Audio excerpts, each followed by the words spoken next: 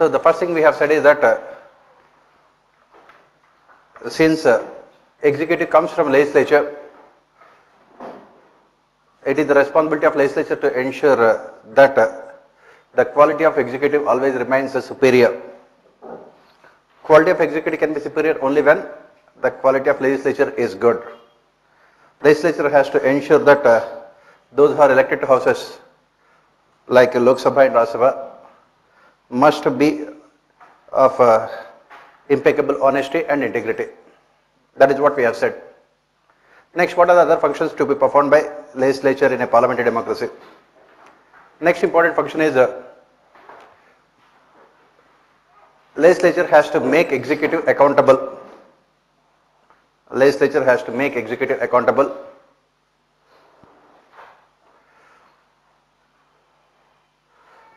Legislature has to make executive accountable to itself for all its actions.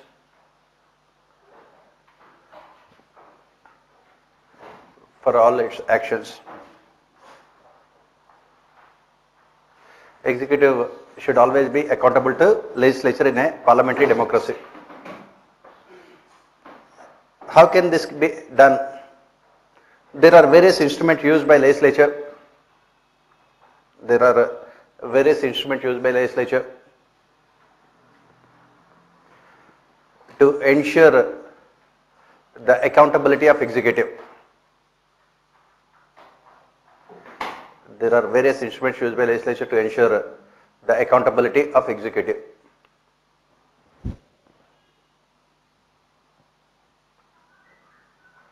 What are those instruments? First one is question hour. Question hour. Then 0 hour.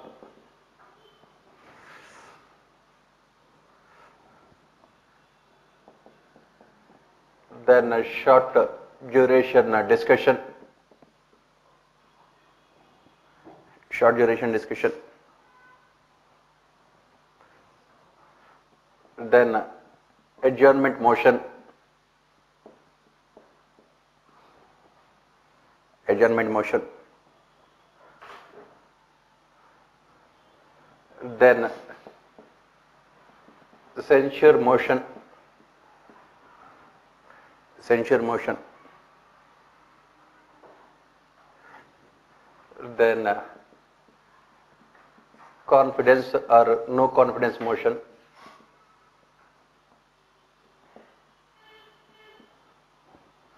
Confidence or no confidence motion.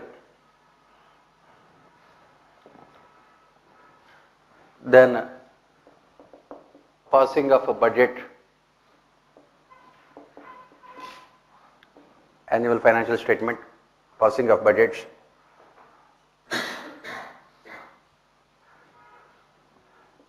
Then giving assent to bills. Giving assent to bills.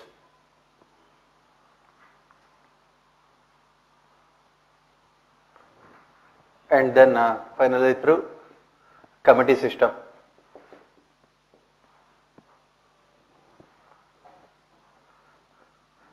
Through committee system.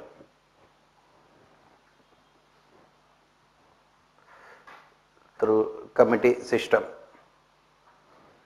In this committee system you have financial committees of Parliament and other committees. Financial committees and other committees.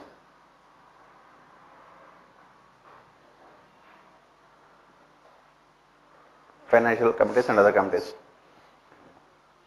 In financial committees you have a Public Accounts Committee, Public Accounts Committee, Estimates Committee,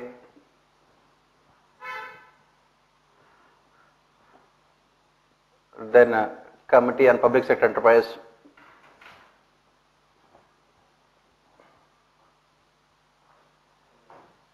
Committee on Public Sector Enterprise,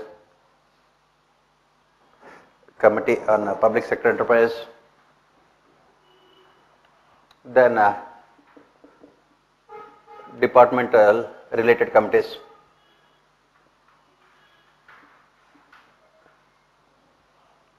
Departmental related committees.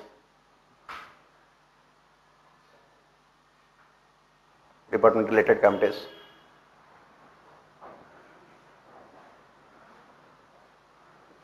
Then when you talk about other committees, you have a committee on subordinate legislation, delegated legislation,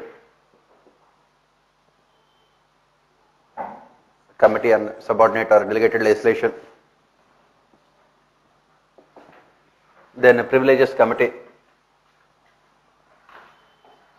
parliamentary privileges, privileges of members of parliament, privileges committee,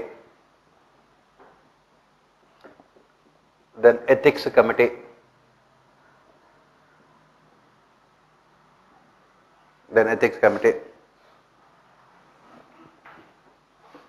then you also have ad hoc committees like joint parliamentary committees, JPC. Ad hoc committees like joint parliamentary committees.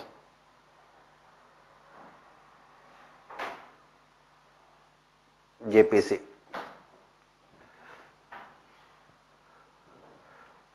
So these are all the instruments in the hands of legislature to make executive accountable for its performance. From these things only, again every year in your prelims at least 4-5 questions will be there, minimum, from all these things. We will be discussing all of them as part of our prelims thing. These are all the important instruments to ensure accountability of executive. These are all the instruments to ensure the accountability of executive. Starting with question hour, 0 hour, short duration discussions, adjournment motions, censure motion, confidence and no confidence motion, passing a budget, giving assent to bills, and finally the committee system. So the most important function of legislature in a parliamentary democracy is to ensure the accountability of executive. Next function of legislature. Next function of legislature is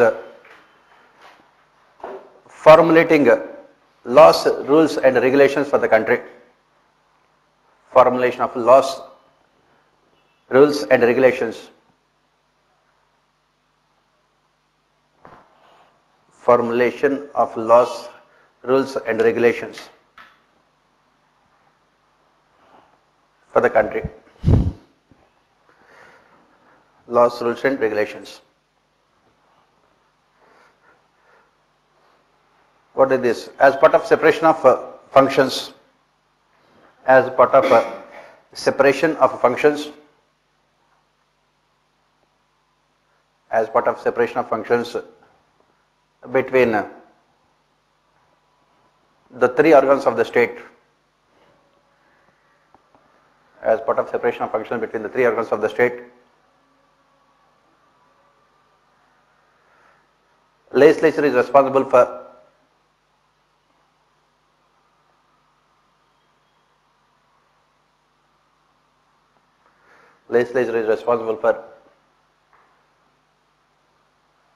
formulating the laws, rules and regulations.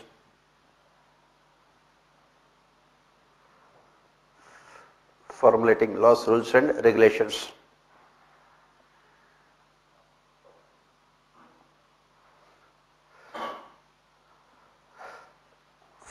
Formulating laws and rules and regulations for effective governance.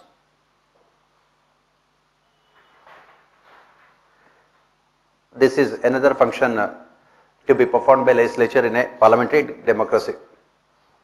Next function to be performed by legislature. Next function is Parliament is a forum for discussion and debate. Parliament is a forum for discussion and debate.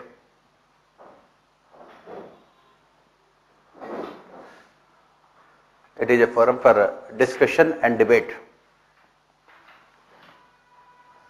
discussion and debate.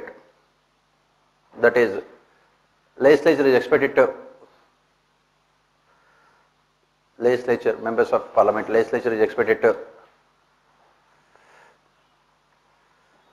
discuss,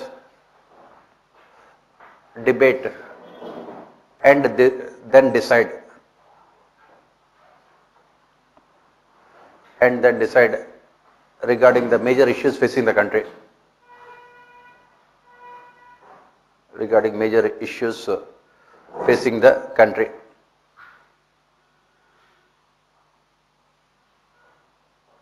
In a representative democracy, continue. In a representative democracy,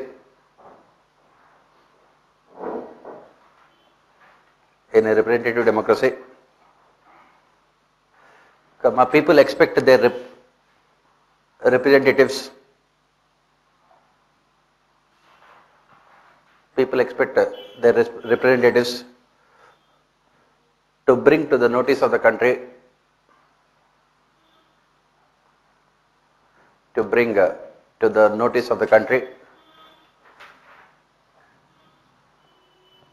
their problems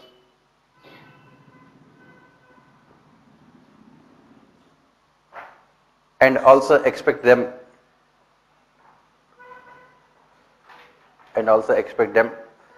to provide solutions.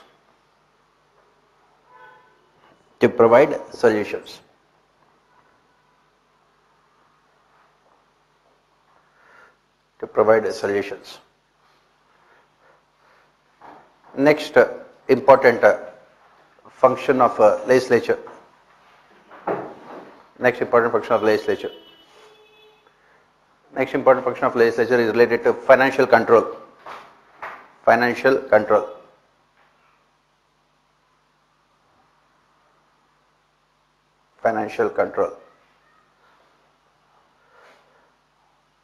Executive cannot spend money.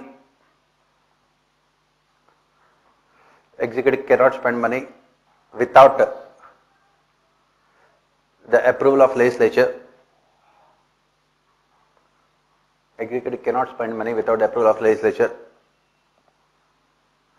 Nor can it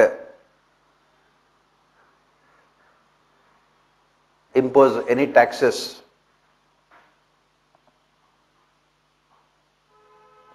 without its consent.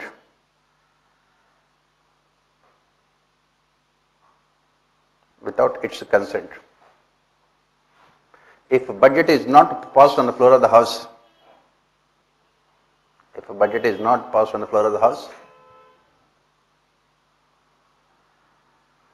the government had to resign. The government will have to resign.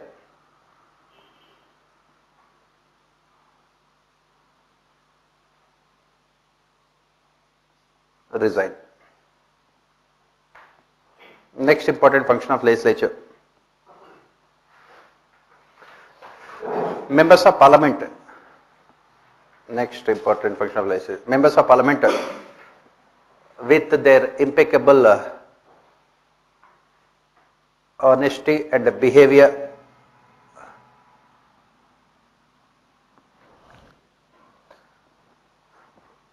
should be role models for the country.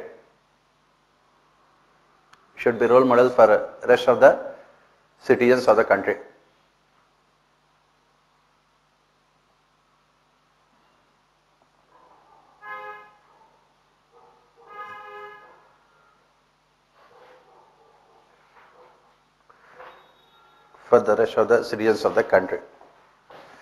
This is what we say about the functions to be performed by legislature in a parliamentary democracy. All the bills have to be discussed on the floor of the House. Budgetary proposals should be thoroughly discussed, and executive should be made continuously accountable to the legislature for its actions, and the quality of executive depends on the quality of the legislature, and parliament is a forum for discussion and debate, and so on and so forth. All these functions are expected to be performed by legislature in a parliamentary democracy. As we have mentioned, there are the various instruments of accountability as can be seen here. So, as we have said, whenever the Prime Minister becomes a dictator, it is the legislature that has to reduce the dictatorial nature of the government by exercising effective control over executive. Coming back here, why did we opt for a parliamentary form of government? Why did we opt for parliamentary form of democracy? To understand about the significance of parliamentary democracy, we should look at why we have opted for this parliamentary democracy in the first place itself. Let us see why we have opted for parliamentary democracy at the time of independence. Write down, at the time of independence,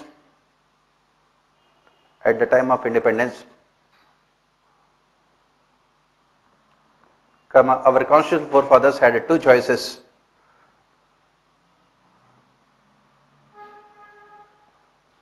They had two choices.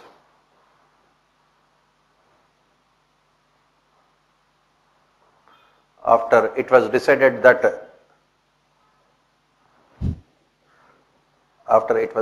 that India would be a democracy.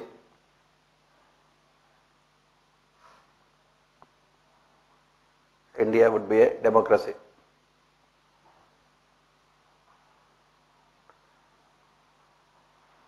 First, presidential democracy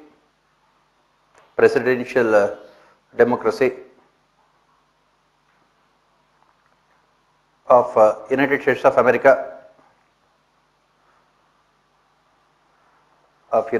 America.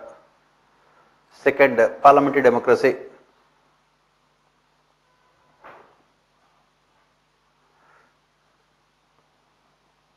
that is being practiced in UK. Parliamentary democracy being practiced in United Kingdom. Both the systems have their own advantages and disadvantages. Both of them have their own advantages and disadvantages. Let us see what are they, and then we will see why we have opted for parliamentary democracy.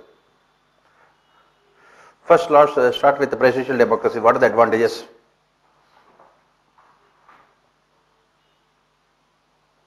What are the advantages? Presidential democracy. First, it ensures stability to governance. It ensures stability to governance. Once a person is elected as president,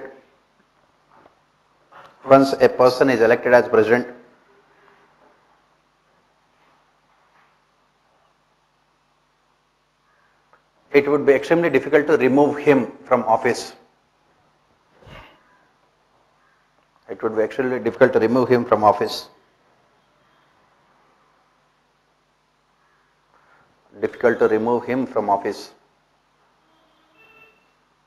As can be seen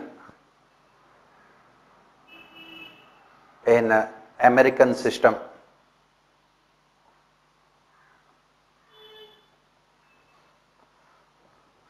Not even a single president has been impeached. Not even a single president has been impeached.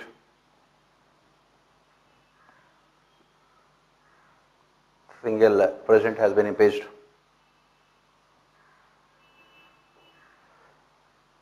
After America opted for presidential democracy.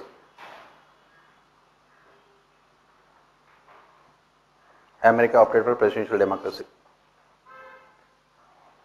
Next advantage.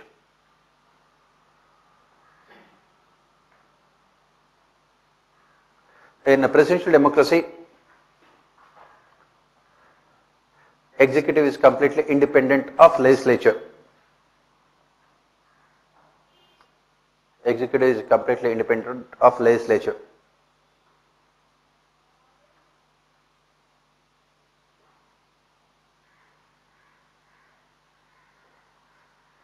Completely independent of legislature. There is clear-cut separation of powers and functions.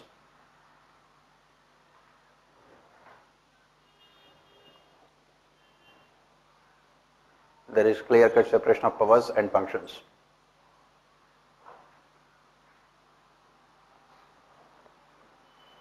Next, advantage of presidential democracy. President can appoint any person. President can appoint any person as his advisor. As his advisor. They need not be members of a legislature. They need not be members of legislature. They don't have to be members of a legislature.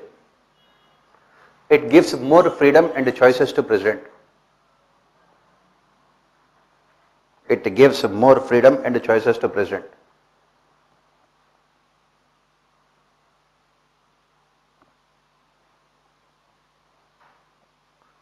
It gives more freedom and choices to president.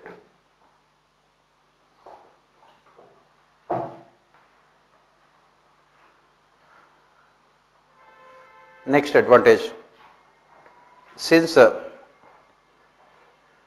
ensures stability,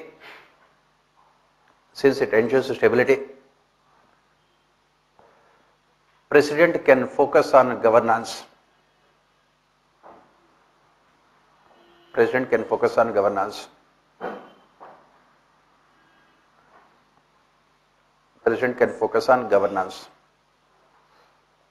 Since it ensures stability, President can focus on governance. There is little scope for policy paralysis. There is little scope for policy paralysis within administration.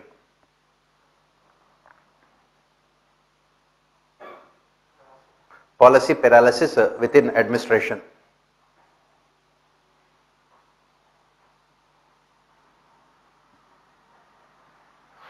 These are the advantages of presidential democracy. What are the demerits of a presidential democracy?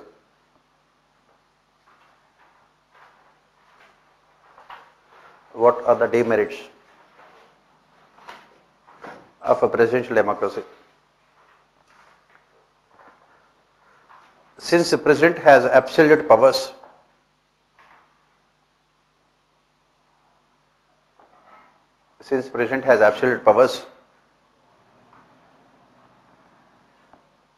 and also since president impeachment is extremely difficult,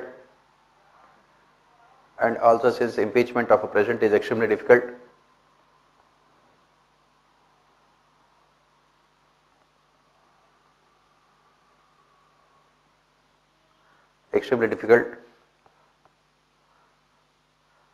it can easily turn into dictatorship.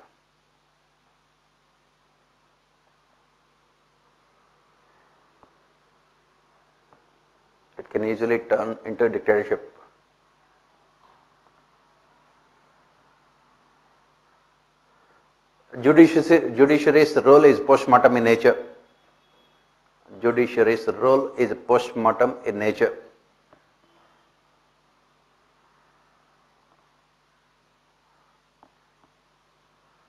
And it makes executive more powerful.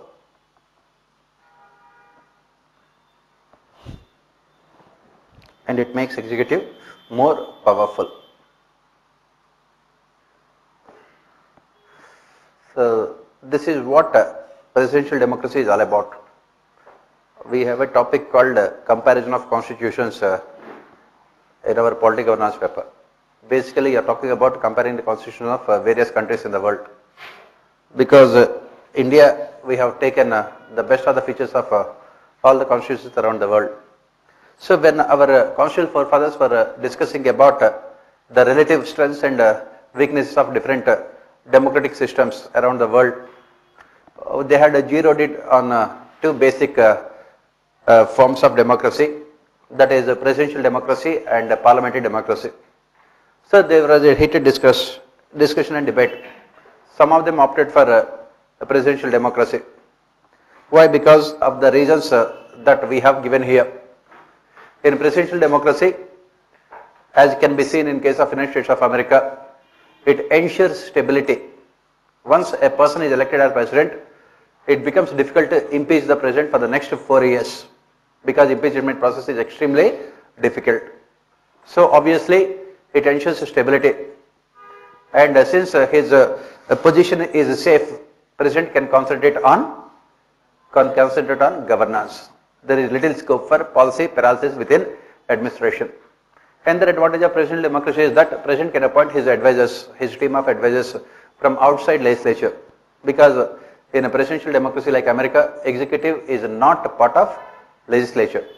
So the members of a council of advisors of president need not be members of Congress or Senate. They are not part of. So obviously it gives more choices to the president to appoint his team of advisors in a presidential democracy. And again, in a presidential democracy, there is a clear-cut separation of functions and powers between legislature and executive. In a presidential democracy, executive is not part of legislature. It removes any kind of confusion regarding the separation of powers between the legislature and executive. So these are the advantages of presidential democracy, as can be seen when America had adopted its constitution. From then onwards till now, not even a single president of America was impeached, clearly showing how stable the governing systems can be. America had opted for this presidential democracy, which ensures stability, so that the president can focus more on governance issues. But the problem with presidential democracy is that it can result in dictatorship. Why? Because in a presidential democracy, president has absolute powers, and the president can easily turn himself into a dictator.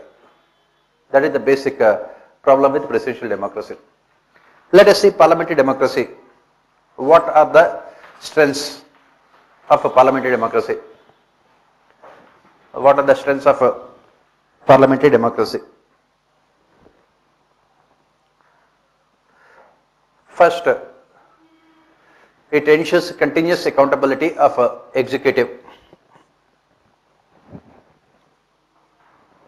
Parliamentary democracy ensures continuous accountability of executive.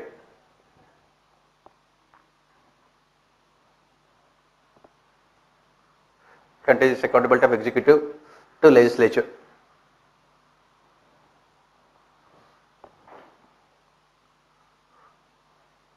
Opposition members can use various instruments. Opposition members can use various instruments to ensure accountability. What are the instruments? All the things which we have mentioned here.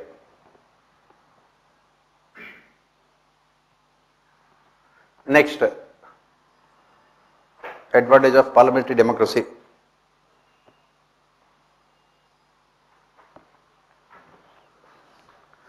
India had the experience of parliamentary democracy. India had experience of parliamentary democracy as part of 1935 Government of India Act.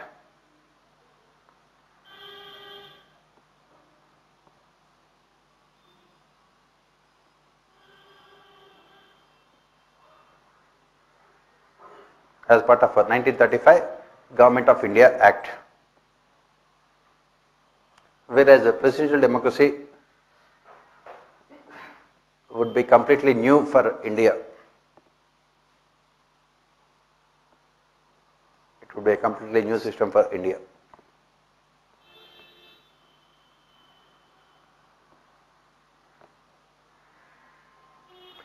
Next advantage. Presidential democracy can be a better system. It can be a better system.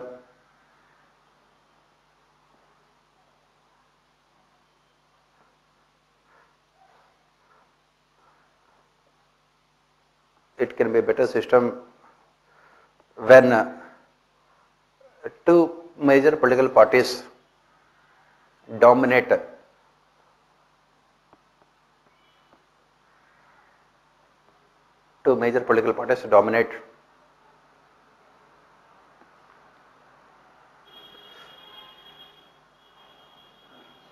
electoral politics.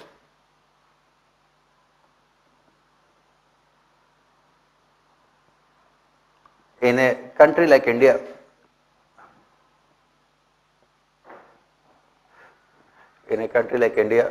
with so much of diversity, it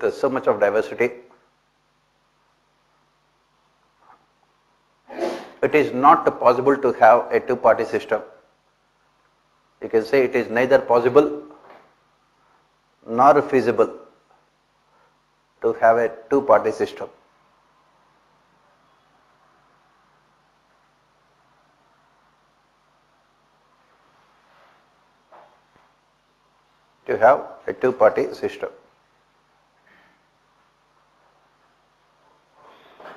Let us see what are the demerits of parliamentary democracy.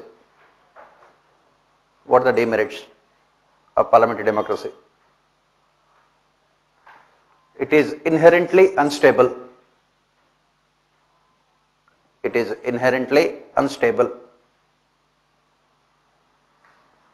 Parliamentary democracy is inherently unstable. Why? Because opposition parties can move no confidence motion.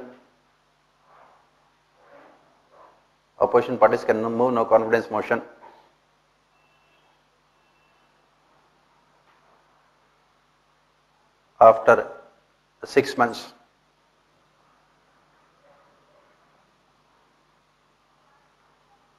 Executive would be spending more time on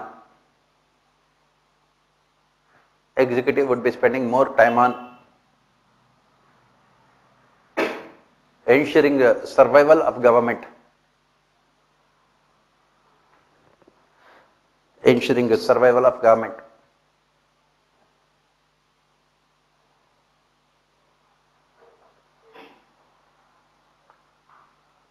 Next disadvantage. As we have said, the time gap is to 6 months. And there are other instruments. Yes. After 6 months, anyone can move no confidence motion. Yes. If you are moving no confidence motion now, that is what, when you come to power, if you have majority, nobody moves no confidence motion. We'll talk about all those things as we proceed. Nobody moves no confidence motions. Why? Because if you are moving no confidence motion, then you are telling the government that you have majority on the floor of the house. Opposition does not want to accept the fact that government has majority on the floor of the house. You will talk about no confidence motions only when there is coalition governments and when some other coalition partners come out of the coalition. Then only no confidence motions. Otherwise, no confidence motions will never be moved. You will be moving no confidence motions only when you want to discuss important issues. Otherwise, they are not. But there is theoretically they can move no confidence motion. Pardon? Yes, anytime. Yes. Yes, in reality they don't. Next disadvantage of parliamentary democracy. It can result in policy paralysis.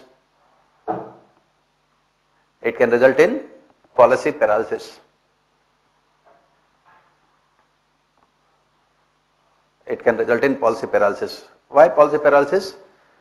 The government would be spending more time on survival than on governance. It can result in policy paralysis. Next disadvantage. A Prime Minister will have little freedom.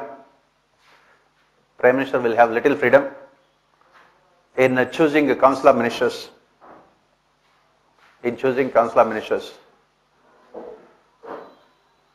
Why do we say that the Prime Minister has little freedom in choosing council of ministers? Because if you want to be a minister, you must be eligible to become member of a parliament. Has little freedom.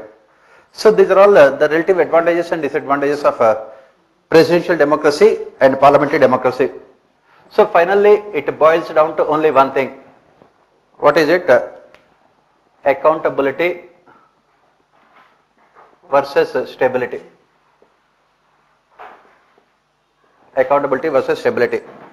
Parliamentary democracy ensures accountability, presidential democracy ensures stability.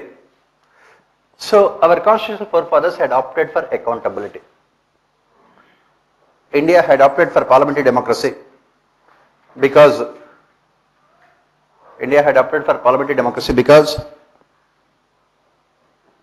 our constitutional forefathers gave importance to accountability than stability.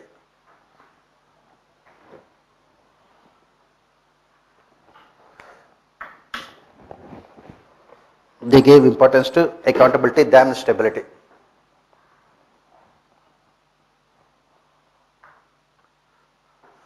Why did they opt for accountability than stability?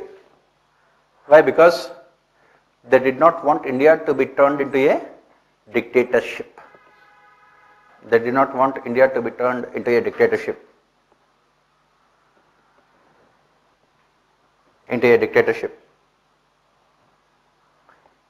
If a charismatic leader becomes the president,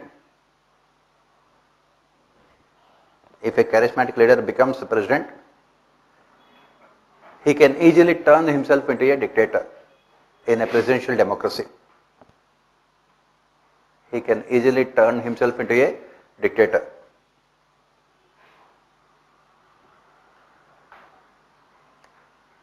Another reason why he can easily turn himself into a dictator in a presidential democracy.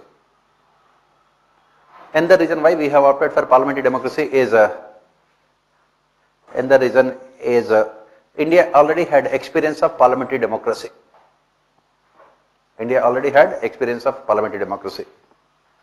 As part of 1935 Government of India Act. So they thought that it would be better to go with a known devil than an unknown angel. We had the experience of parliamentary democracy as part of 1935 Government of India Act, and our freedom fighters were sufficiently satisfied that there is a lot of scope for corruption. In parliamentary democracy, you have democratization of corruption. Everyone can become corrupt. In presidential democracy, only president can become corrupt. So they felt they had opted for democratization of corruption. You cannot write those things, but otherwise you have to say that we have the experience of parliamentary democracy. We have opted for parliamentary democracy. So that is the reason why we have opted for parliamentary democracy, because we have seen it functioning in India as part of 1935 Government of India Act. We have seen it functioning in the United Kingdom, and most of our constitutional features have been taken only from United Kingdom. So that is the reason why at the end of the day we have opted for parliamentary democracy between presidential and parliamentary democracy.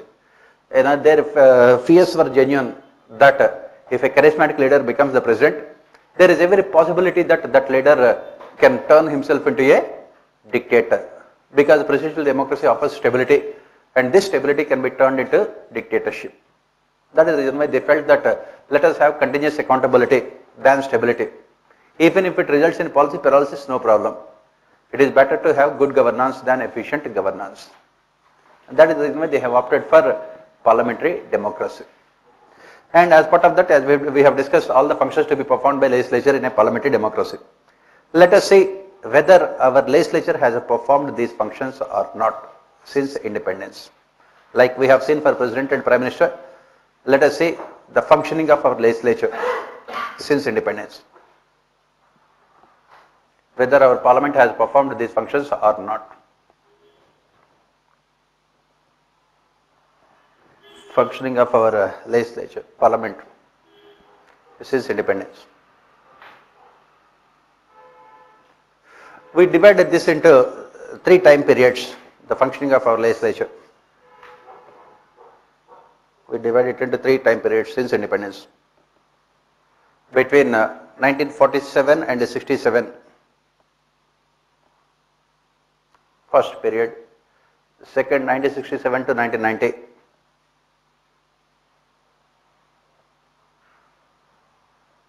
And the third, 1990 till now. 1990 till now. Let us see how it has performed. Starting with the first phase between 1947 and 1967. We say that it is the golden age of our parliamentary democracy. 47 to 67 was considered to be the golden age of our parliamentary democracy.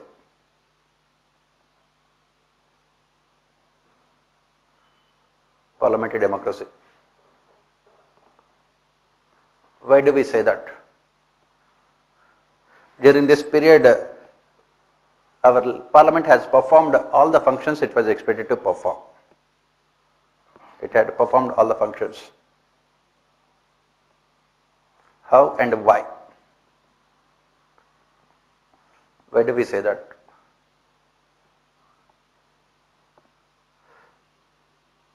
So, who were members of Parliament? Members of Parliament were mostly freedom fighters.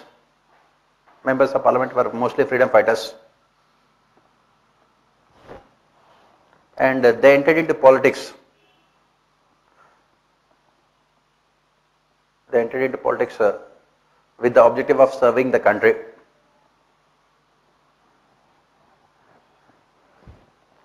With the objective of serving the country. They were highly idealistic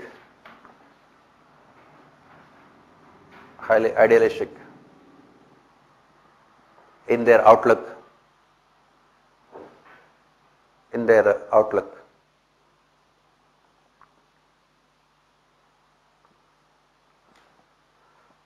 Parliament used to meet during this period. Parliament used to meet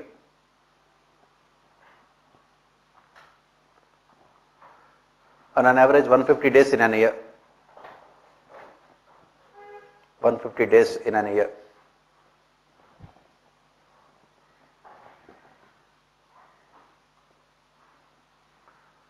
All the bills were passed only after thorough discussion on the floor of the House. All bills were passed only after in-depth discussion on the floor of the House.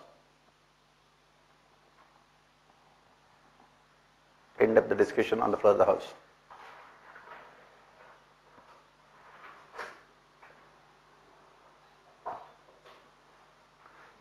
Guillotine was never used to pass budgetary proposals. Guillotine, G-U-I-L-L-O-T-O-N-E, was never used to pass budgetary proposals.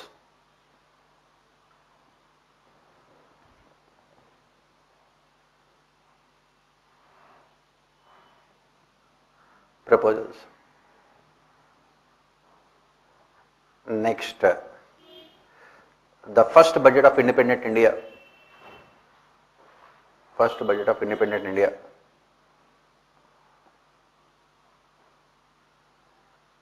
Around 1600 crores. It was around 1600 crores. Was discussed for more than 45 days.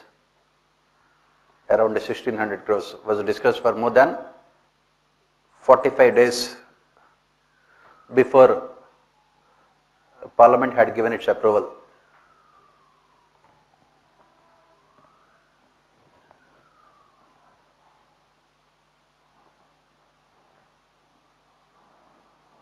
Next, opposition party members were small in number.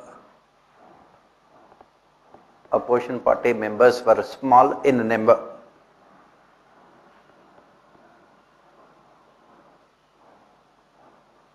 But they compensated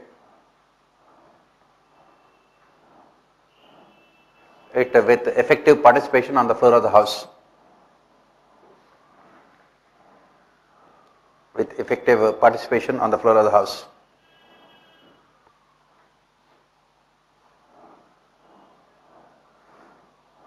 Instruments like a question hour,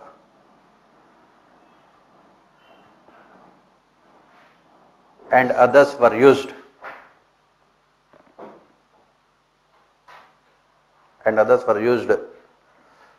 To ensure accountability of executive. Ensure accountability of executive.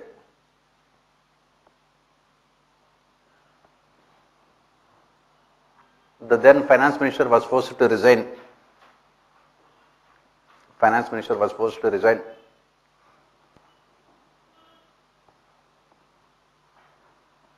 Because of questions raised by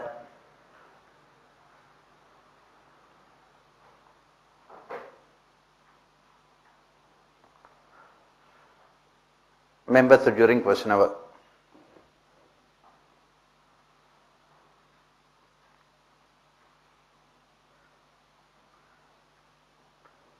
Members during a question hour. Jawaharlal Nehru was a democratic prime minister.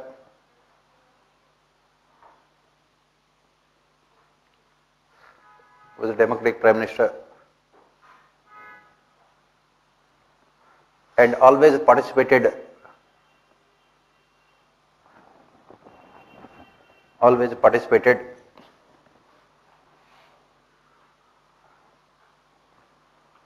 in the proceedings of the House.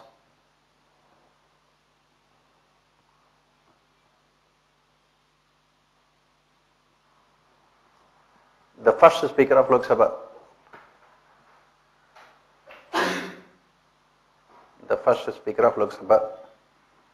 had resigned from Congress party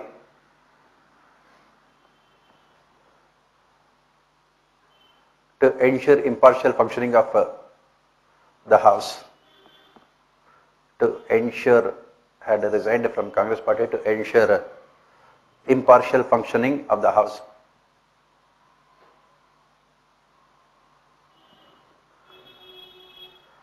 Following British traditions.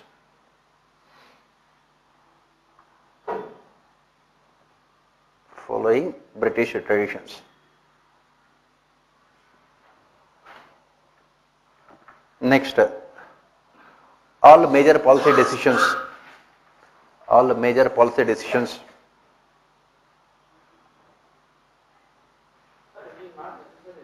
It is not necessary. All major policy decisions were taken through consensus.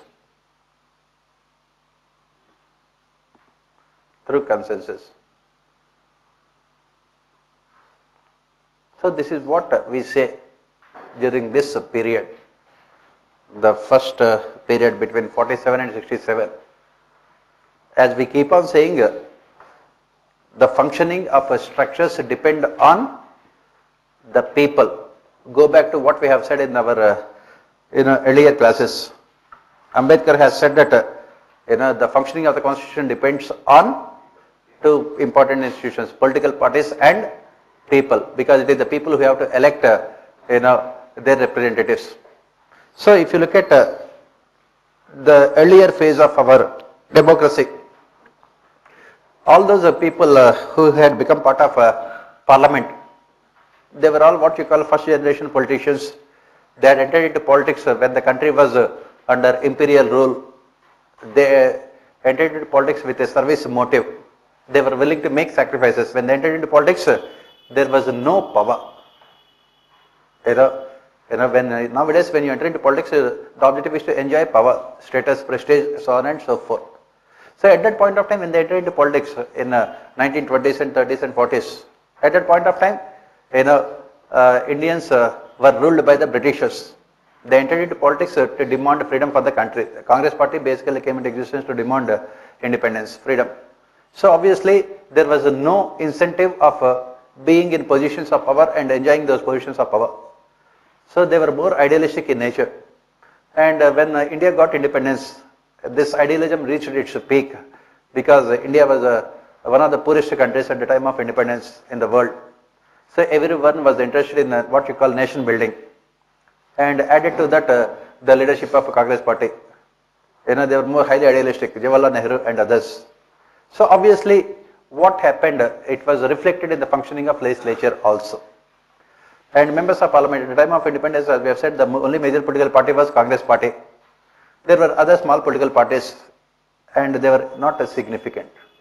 So obviously these members of parliament, especially opposition members, were very small in number to influence the government. But what they have done is that they have made up with their less members on the floor of the house through in-depth discussions and debate. And all of them were mostly educated, because if you look at who entered into freedom movement at that point of time, mostly educated middle class sections of society. All of them were educated. So obviously they knew about systems of governance. They can make executive accountable for its performance. That is the reason why, as you can see, the first budget around 1600 crores was discussed for 45 days before it was given approval. Everything would be thoroughly discussed, and all the instruments of accountability which we have mentioned here were used to make executive accountable to legislature. And on the other hand, if you look at the executive also, Jawaharlal Nehru, he was a democratic prime minister. As we have said, after 1950, there was no challenge to Nehru's leadership in the country, within the party, and also within the government. Still, he resisted the temptation of being a dictator. Towards the end of his tenure, because he had lost grip over the party, that is the reason why he became a dictator. Otherwise, he was mostly democratic prime minister who had respect for democratic traditions. And Nehru would always attend the meetings of parliament. He would always attend the sessions of parliament. He would make it sure that he would attend each and every session, every day of parliament. Obviously, when the prime minister is attending, can rest of the members of parliament as well as ministers afford to miss the parliament? Obviously not. When the leader is present, that is what we say. It is the behavior of the leader. It is the attitude of the leader, the values of the leader that influences the behavior of followers. And Nehru was very democratic. He would always make it sure that he would attend each and every session of the parliament. He would make sure that he would not be going out of the country during parliamentary sessions. And the parliament would meet at least 150 days in a year. Every bill would be discussed on the floor of the house before it was given approval by legislature. And the quality of executive was also reflected, because members of parliament were mostly idealistic in nature. They were honest. They entered into politics with a service motive. So obviously it reflected in the quality of executive also. Everything was completely democratic, and bills were always passed. And then, as we mentioned, ordinances were never a rule. Ordinances were only an exception. Why? Because ordinances are against the spirit of parliamentary democracy. So everything was discussed on the floor of the house before it was given approval by the legislature. In 1960s also, 1962 also, can you imagine the amount of money spent by a person to contest elections to Lok Sabha? 2,500 rupees. 2,500 rupees. Money power was not that much a big factor in influencing electoral outcomes. It was a political culture dominated by values and ideologies. Anyone whom Congress party would put up as their candidate would automatically win elections, because people had a lot of faith in the Congress party. It was a party that fought for the freedom of the country. So neither money power, nor criminals, nor caste or religion or region would be a major factor in deciding electoral outcomes. So obviously, it was they maintained very high standards, high ethical standards. As I said, for the first time, no confidence motion was introduced after India's defeat in the hands of China. Till then, no confidence motion also was not introduced against the government. And as I said, opposition members always used these instruments. Question over the then finance minister was forced to resign because of the questions raised by opposition members on the floor of the house regarding LIC. The finance minister was forced to resign. Opposition members will always do their homework, and there are very good opposition leaders, Acharya Kripalani, and then very good, and Jawaharlal Nehru's own son-in-law, Firoz Gandhi. He was a fierce debater, and Nehru would always had a lot of fear about his own son-in-law, because he would make the government extremely uncomfortable with his questions on the floor of the house. Opposition members were very small in number, but they would make up for their less membership through their discussions and debates. This was the golden age of Indian Parliament, 1947 to 1967. This is what happened. Let us see the second phase. What happened between 1967 to 1990? What happened? What happened here? This phase witnessed end of a monopoly of Congress party. End of a monopoly of Congress party.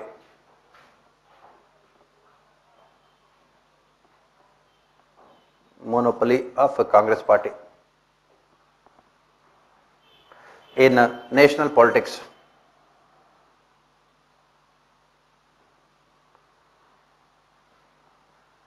Next, first generation of politicians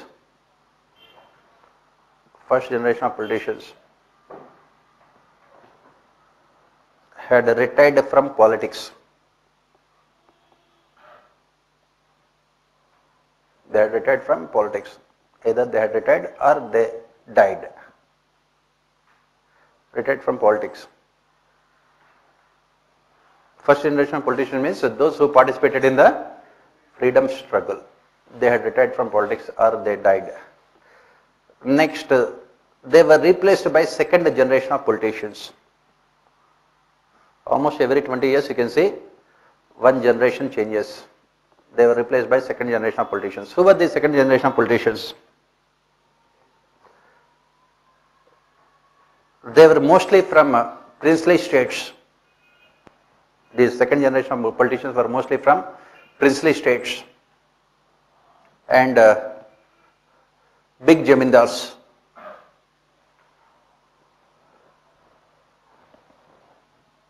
Mostly from princely states and big jamindars. The government introduced land reforms.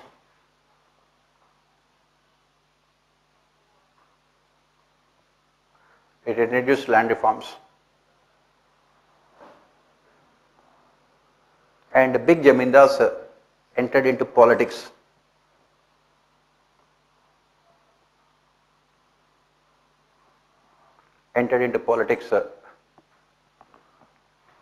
To protect their family properties and businesses.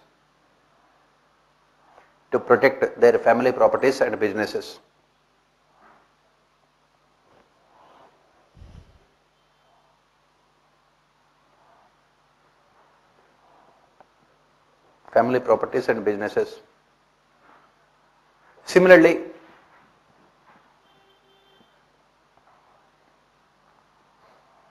leaders of princely states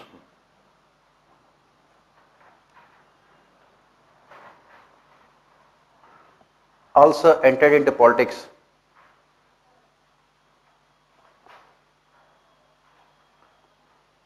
to protect their privileges.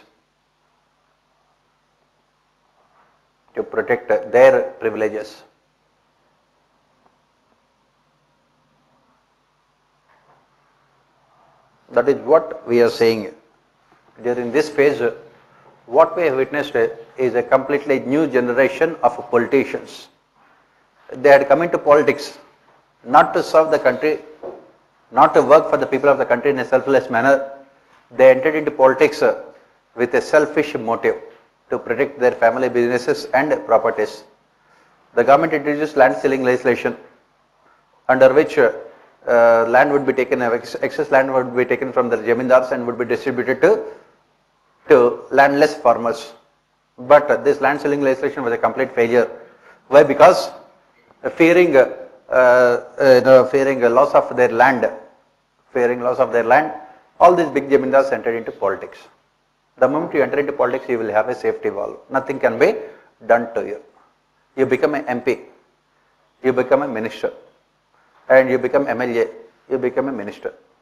Obviously, when you become part of the government, there is no question of implementing land reforms. Rule of law had become a major casualty. All of them have entered into politics to protect their family properties and holdings. So, similarly, the princely states also entered into politics to protect their privileges, privy purses. They also entered into politics.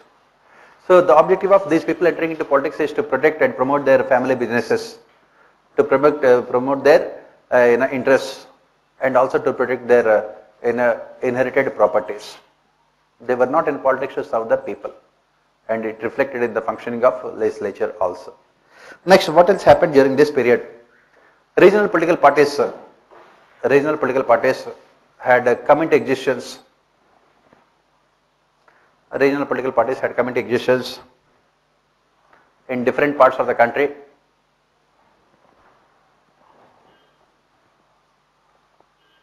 They had come into existence in different parts of the country because of the failure of Congress party at the national level. because of failure of Congress party at the national level to ensure rapid growth and development.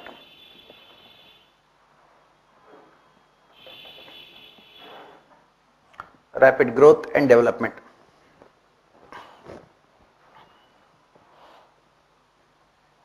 Rapid growth and development.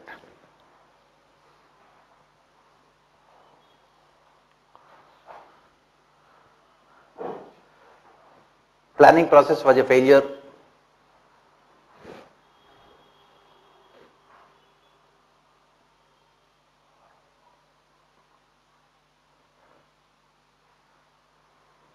Planning process was a failure. People waited patiently. People waited patiently for a period of 20 years since independence.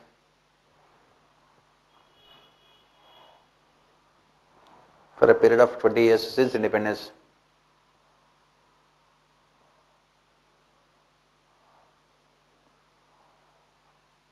People waited patiently for a period of 20 years since independence for Congress party to deliver on its promises.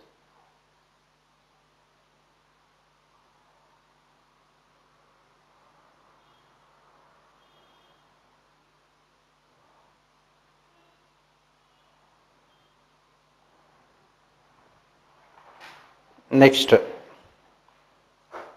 with the emergence of multi-party system,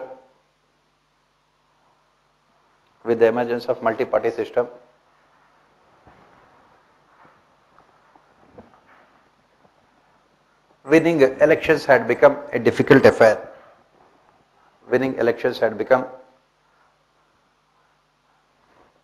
a difficult affair.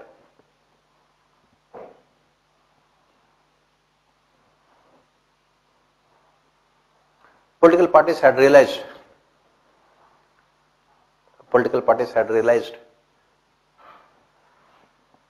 that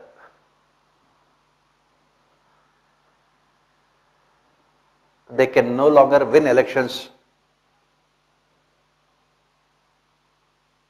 They can no longer win elections only on the basis of ideology.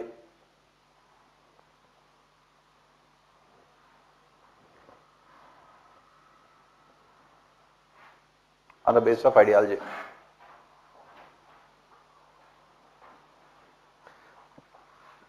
There was intense competition to public offices. Intense competition to public offices.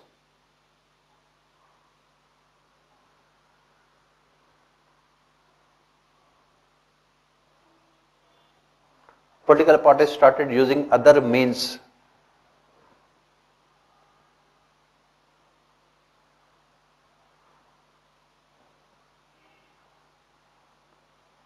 to win elections.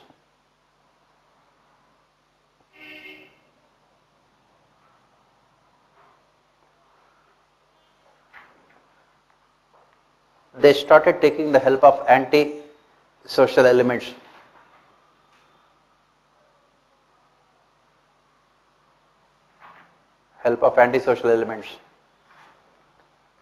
To influence electoral outcomes.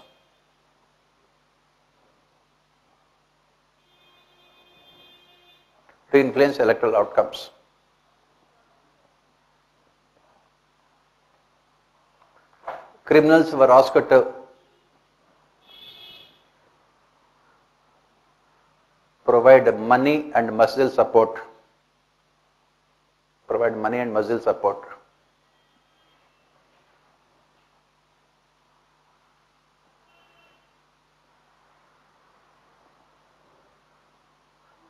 Rigging of elections.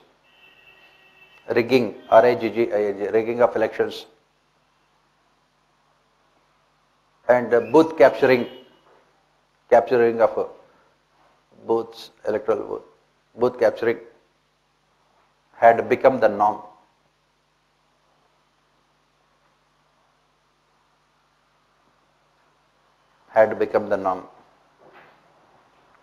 Criminals were more than happy Criminals were more than happy to provide support. Criminals were more than happy to provide support to political parties.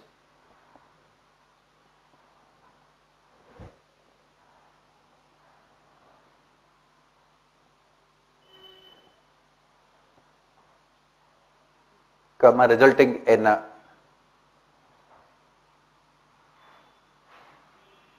criminalization of politics. Criminalization of politics.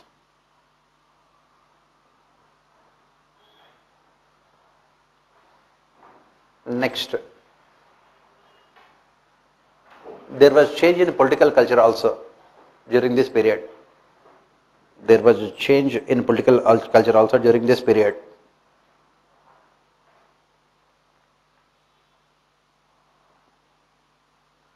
During this period, political culture based on values and ideologies. Political culture based on values and ideologies was replaced with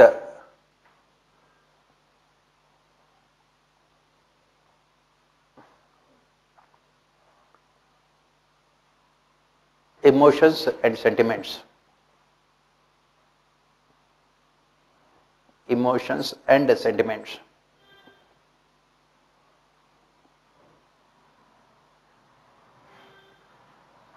Party ideologies were replaced with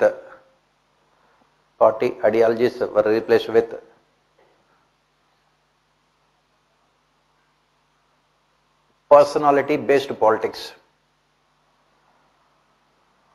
Personality, Personality, personality based politics. Charismatic leadership.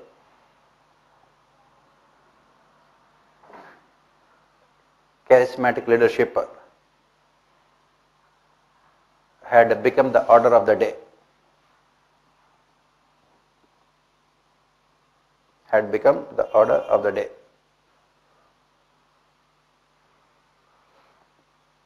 Institutions were deliberately destroyed.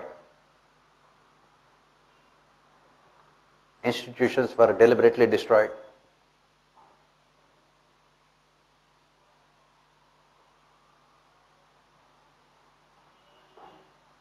Inner party democracy.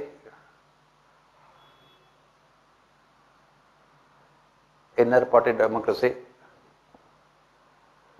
had become a thing of the past.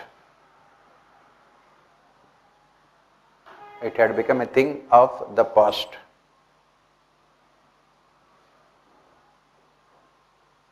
Charismatic leaders turned political parties into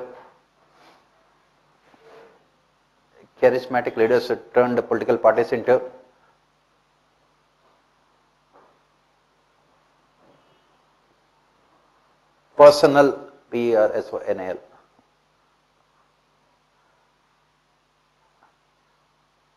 fiefdoms. Personal fiefdoms or personal empires.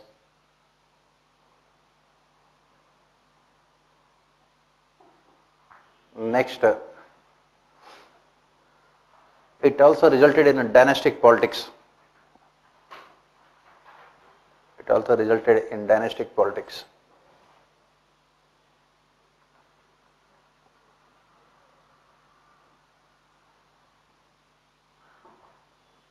Dynastic politics. Next, all those above factors influenced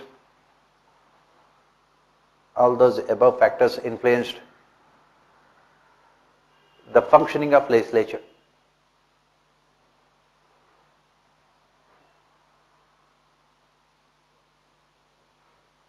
Functioning of legislature.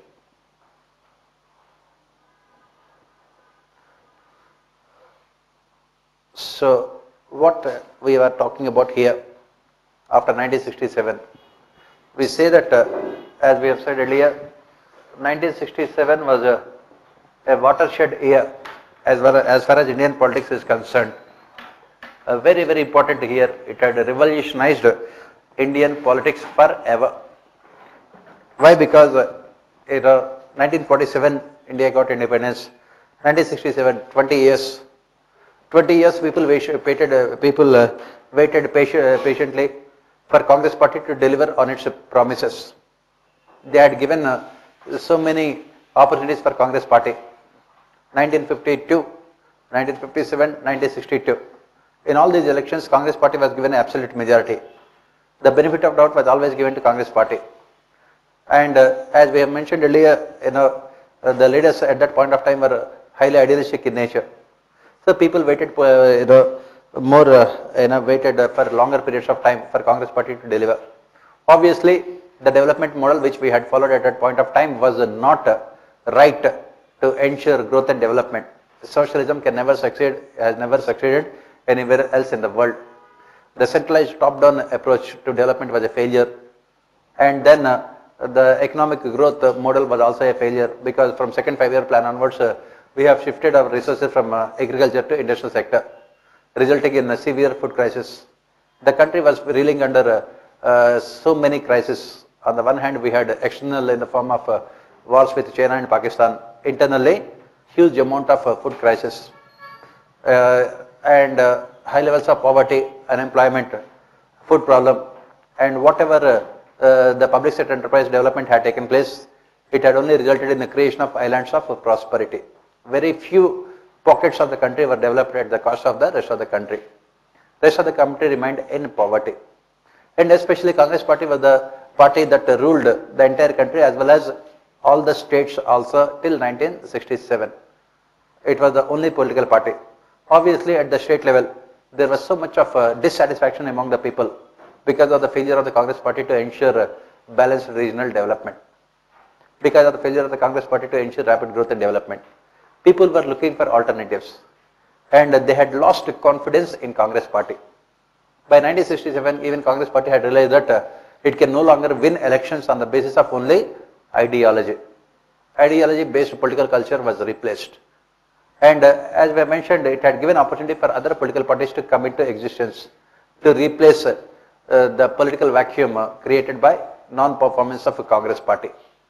Other political parties, as we mentioned, like Swatantra party, Bharatiya Janasangh, and Samyukt Vidhayak Dal, SVD, and then at the state level, you have regional political parties like DMK in Tamil Nadu, Akali Dal, and Shiv Sena. Like this, so many regional political parties also came into existence during this period.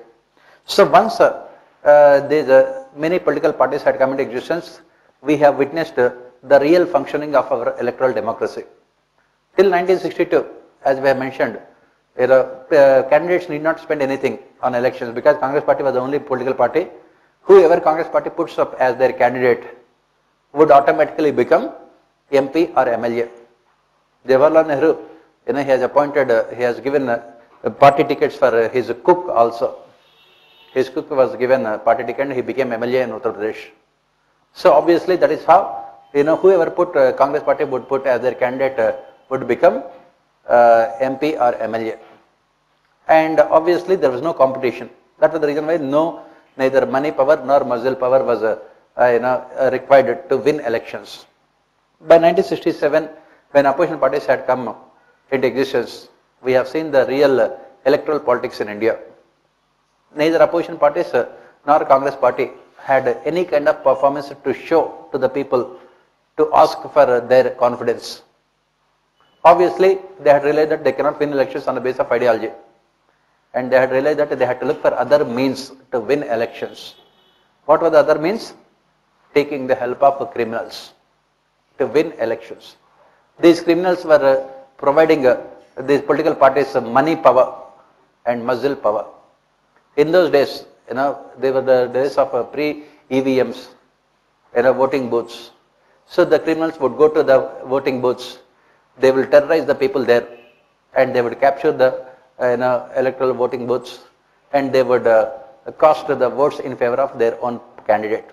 That is what is called rigging of elections. Rigging of elections. So political parties were taking the help of these criminals to rig elections, to capture voting booths and to win elections. Rigging, and then of course the criminals also provided the much needed money. This money was given to the candidate, to the people as bribes to vote in a particular manner. So money power and muscle power. And these criminals were more than happy to help the political parties to win elections. Why? Because when political parties come to power, they are expected to protect the interests of these criminals. They are expected to protect the interests of these criminals. It had resulted in what we call criminalization of politics. So many times the question was asked in your both the Polity Governance and General Studies paper 3. Criminalization of politics. What is this criminalization of politics? It means the criminals helping the political parties to win elections indirectly. And in return, these criminals will be given protection by political parties. Political parties are expected to protect and promote the interests of these criminals when they come to positions of power. And every political party was guilty of taking the help of criminals to win elections. Why? Because political parties had realized that they can no longer win elections only on the basis of ideologies, like Congress party had done for 3 successive elections. And with multi-party system, with coming up of more political parties, competition had become very intense. Obviously, you have to win elections at any cost. And that is where we say means have become more important than ends. And that is the reason why we say that ethics and politics do not go together. This is what happened. And as we have said, because of the failure of the Congress party to ensure overall development, we have seen the emergence of regional political parties during this period. Regionalism had become a major phenomena in Indian politics during this period. Regionalism. Along with regionalism, this period also witnessed communalism and casteism. 1967 to 1990, this period. And as we have said again, this ideology-based politics was replaced with political culture based on emotions and sentiments. So charismatic leadership had become the order of the day, and this charismatic leader of the party would automatically become the dictator. And the members of political party are willing to sacrifice their inner party democracy to stay in power. Charismatic leadership had automatically resulted in dictatorship. Democratic institutions were deliberately destroyed. Institutions were destroyed. Executive had become extremely powerful. It had become extremely powerful. And members of, as I said, members of political party are willing to sacrifice their personal independence to stay in power. And they are willing to follow the directives of their leader as long as they believe that that leader has the ability to win elections on her own or on his own. Politics in India revolved more around personalities than around ideologies. More around personality. Initially it was Indira Gandhi, later it was Rajiv Gandhi. Personality based politics. And obviously when you have this charismatic leadership and personality based politics, the major casualty would be inner party democracy.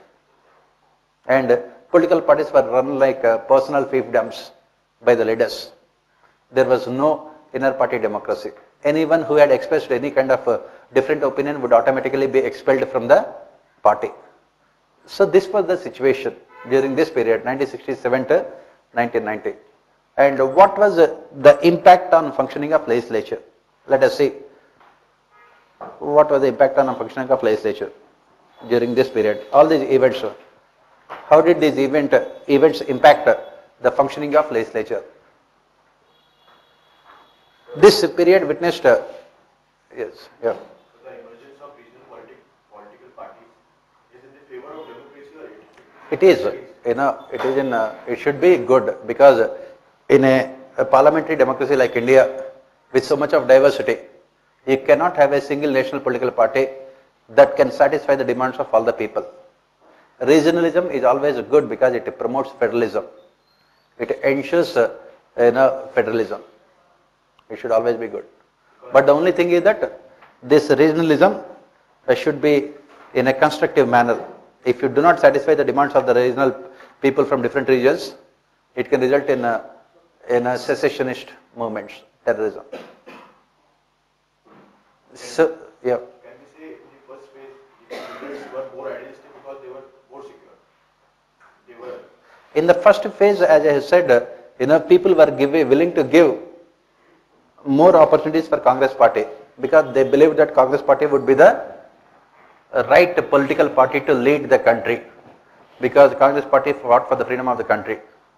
That's the reason why they were willing to give more opportunities for Congress party. But Congress party degeneration had taken place after the death of Jawaharlal Nehru. In fact, Congress party degeneration had taken place before independence itself. After 1935 Government of India Act, elections were held to various provinces and as well as central legislature. In those elections, especially in states like UP and Bihar, huge amount of corruption took place. That is the reason why I have said, why did we opt for parliamentary democracy? What is the reason we have given? It offers a lot of scope for corruption. It is tried and tested and highly successful. That is the reason why we have continued with parliamentary democracy. So that is the reason why Mahatma Gandhi was so disgusted with the affairs of the Congress party that after India got independence, he said that let us disband Congress party, dissolve Congress party. Because whatever the purpose for which Congress party had come into existence was fulfilled. That is to get the freedom for the country. Now there is no use of Congress party. Let there be some other political party. Let the people not get confused Congress party with Congress party after independence. And Congress party took a decision. They have expelled Mahatma Gandhi. Okay. They have disbanded Mahatma Gandhi. They have dissolved Mahatma Gandhi. That is what happened. Okay. This is what exactly our President, Prime Minister Narendra Modi has said on the floor of the House recently on a reply to the presidential discussion, presidential motion. It was true because by that time Mahatma Gandhi was so disgusted with the affairs of Congress party because most of these Congress party leaders were turning themselves into corrupt. Whatever we have mentioned in the first phase between 1947 and 67, you can take all those things with a pinch of salt. Because at that point of time also there was a lot of corruption. Nepotism, favoritism, and everything was there. At that time also. We gave the example of Krishna Menon. Krishna Menon as India's High Commissioner indulged in a lot of corruption. Maximum corruption is always there in Defense Ministry, in the purchase of army equipment. And Krishna Menon indulged in a lot of corruption at that point of time. As when he was the India's ambassador to UK. Obviously, Nehru overlooked all this corruption because nepotism and favoritism. Nehru was always protective of his consular ministers. If someone had calls his consular ministers corrupt, he would not tolerate it. He would take it as an insult to his own personality. Nehru had equated himself to the government, the biggest mistake committed by Nehru. Since he was honest, he thought that his government would be honest. He had extended his own personality to the government. In the process, he has failed to create institutions. That was the biggest problem. That was the reason why after the Nehru died, institutions started crumbling. Because he has not created any democratic institutions. There was concentration of power in the hands of Prime Minister and the party president. And since Nehru was honest and a person with a lot of integrity and character, whatever the weaknesses in the Congress party as well as in the government were covered up because of the personality of Nehru. Once Nehru died, the degeneration had set in. And then his daughter Indira Gandhi ruthlessly exploited the weaknesses within the system. She turned politics into personality-based affairs, no ideology. That is what I said when we discussed about Prime Minister. In 1971, when she was asked about what are the issues in elections, she said that I am the major issue. Elections are fought for or against Indira Gandhi. She converted the entire politics into personality affairs. Obviously, it had damaged all the institutions, especially political parties. Congress party was turned into a personal property of one family, Nehru Gandhi family. She shamelessly promoted dynastic politics. First her younger son Sanjay Gandhi and then elder son Rajiv Gandhi. She promoted dynastic politics. She promoted dictatorship within the political party. Anyone who had opposed her would be immediately removed from the party. No inner party democracy, no discussion, no debate. All the positions were mostly part of a spoil system. That is, she would decide who would be the chief minister, who would be the central minister. Everything would be decided by Indira Gandhi only, and the only criteria was loyalty to the Prime Minister and the leader of the party, and nothing else. At that point of time, between 1977 and 1982, in Andhra Pradesh, we had 4 chief ministers in a period of 5 years, and Indira Gandhi would always change chief ministers. The moment she believes that a chief minister is becoming extremely popular and powerful, immediately that person would be removed. She did not want any kind of opposition to her within the party and outside the party. The moment any chief minister becomes popular and powerful, that person would be removed. And she always encouraged opposition to her own chief minister within the party, created groups within groups. That is how destroyed the institutions. That is what she had done. As I said, between 1977 and 82, Andhra Pradesh had 4 chief ministers in 5 years. And it was said that at that point of time, there was a cartoon in Times of India, R.K. Lakshman, very popular political cartoonist in India, most popular. He had drawn a cartoon. What was it? She had asked all the leaders from Congress party in Andhra Pradesh to stand in a queue, 10-15 of them. And then she walked past each and every leader. After walking past 3-4 leaders, she said that you are the chief minister of the state. Then she asked her, what is your name? That is how chief ministers were appointed. Complete centralization of power, no inner party democracy, no elections, only dynastic politics. That is what we say. Political culture based on emotions and sentiments. Because you know that you cannot win elections on the basis of ideologies and cognitions. So that is the reason why you have to whip up the emotions of people. That is the reason why she said that elections are about only myself and nothing else. She went to the people in 1971 saying that they are saying the opposition parties are calling for Indra Hatao. I am talking about Garibi Hatao. And she did not talk about any kind of plans to remove poverty. It was only mostly about catchy slogans and charismatic leadership. The politics of the country were destroyed permanently after that. There was absolutely no inner party democracy. This was followed by all the political parties, regional political parties. Every regional political party had become again a personal fiefdom of the leader, charismatic leader. There was no opposition. There is no what you call second rung leadership. And most of the leadership of the political party revolves around the family of the leader, dynastic politics. This is how our political system was deliberately destroyed. Some time back, our Prime Minister has talked about what he called Congress Mukt Bharat.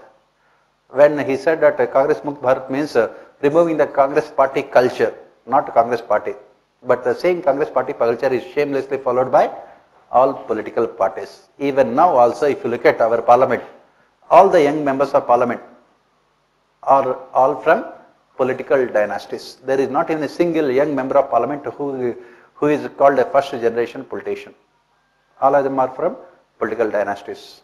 Political parties say that they will ensure inner party democracy, but in reality, they have only hereditary politics. As we have said, all kinds of contradictions. Even now also you can see in the recent Uttar Pradesh elections, all these elections also, maximum number of young candidates put up by BJP are also mostly sons and daughters of the leaders. That is how the institutions were destroyed during this period between 1967 and 1990. As we have said, it had a major impact on the functioning of parliament also. What was the impact on the functioning of parliament? There was drastic decline in the standards of our parliament during this period. Drastic decline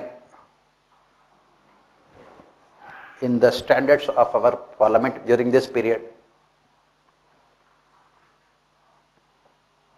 Drastic decline in the standards of our parliament during this period.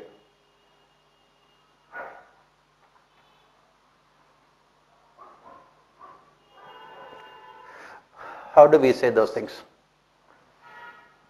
Executive had used its brute majority on the floor of the House. Executive had used its brute majority, B-R-U-T-E, brute majority on the floor of the House to silence opposition.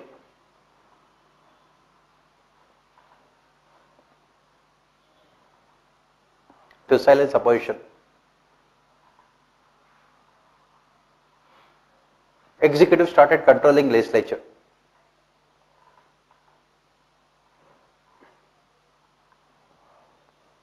Started controlling legislature.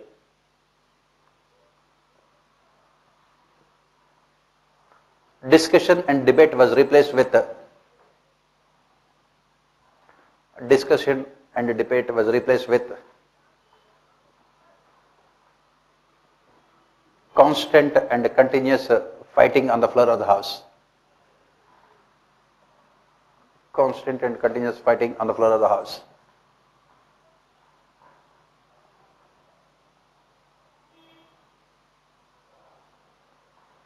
Ordinances had become the norm. Ordinances had become the norm.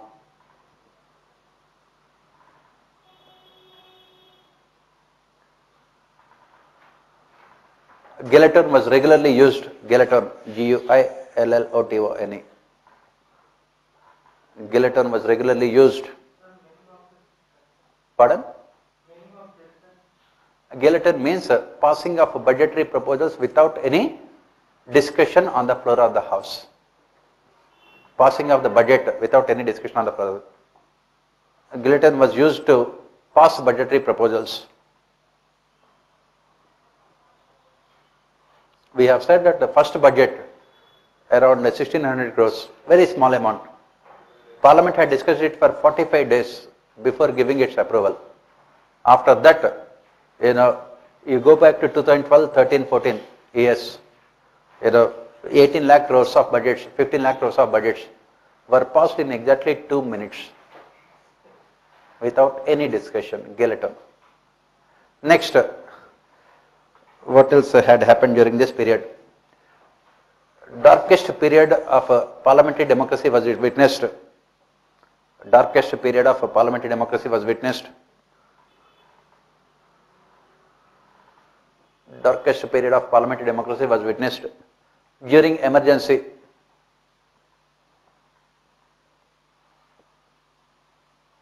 During emergency, when Parliament functioned without any opposition. Parliament functioned without any opposition for a period of 19 months.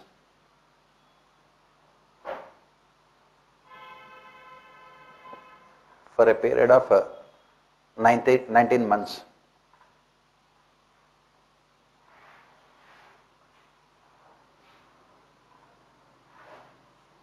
Anti-defection law.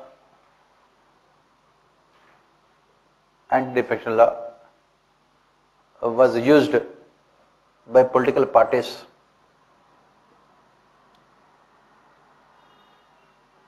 to suppress dissent. To suppress dissent, D-I-S-S-E-N-T.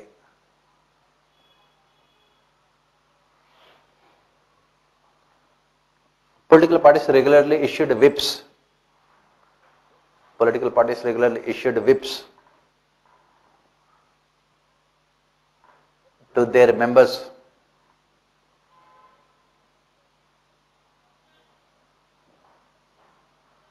so that their independence and freedom can be taken away.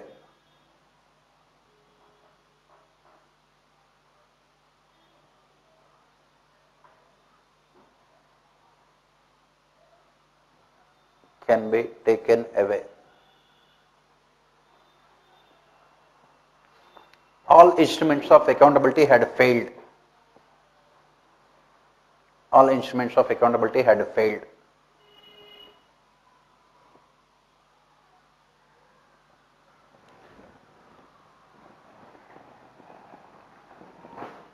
There was complete misuse of privileges by members of parliament, members of legislature.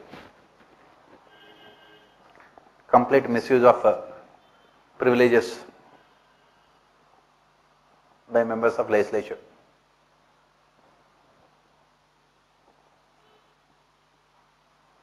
The committee system was also a complete failure. Committee system was also a complete failure.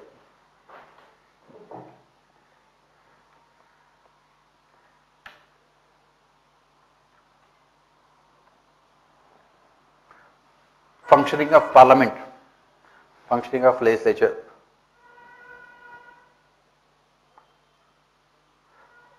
was characterized by constant adjournments.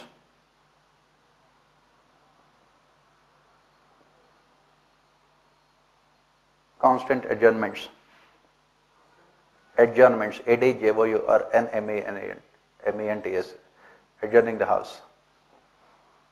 Because of a conflict between ruling and opposition parties.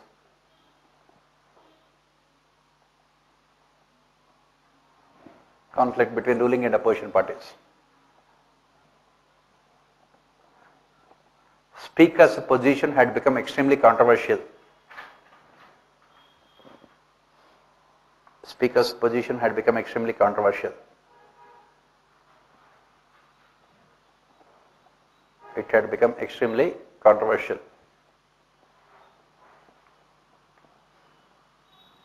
As a ruling political party used a speaker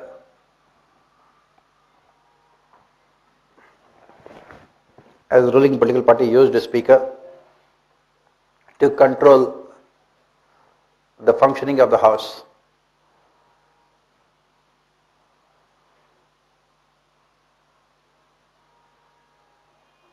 Speakers would always act in a highly partisan manner.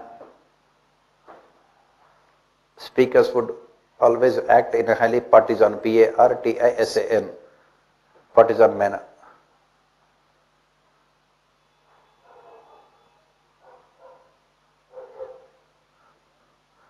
Democratic conventions were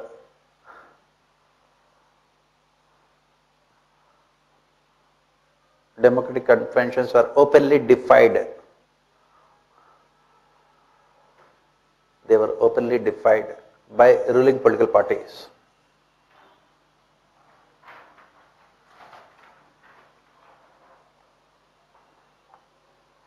During the Bofors controversy,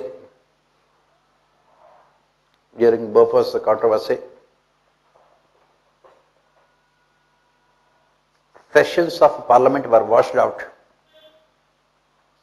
Sessions of parliament were washed out because of a conflict between ruling and opposition parties.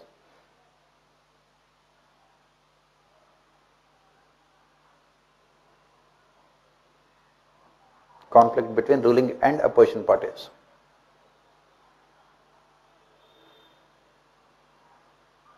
Parliament had failed to perform any of its functions. Parliament had failed to perform any of its functions.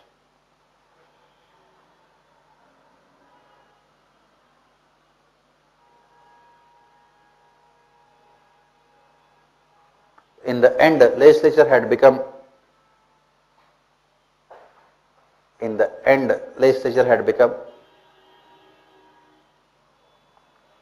nothing but an extension of executive. Nothing but an extension of executive. It had lost its independence, autonomy, credibility, and significance in the eyes of the people.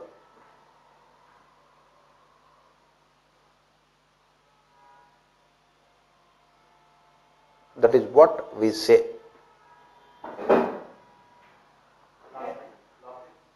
It had lost its autonomy, independence, credibility, and significance in the eyes of the people, in the perception of the people.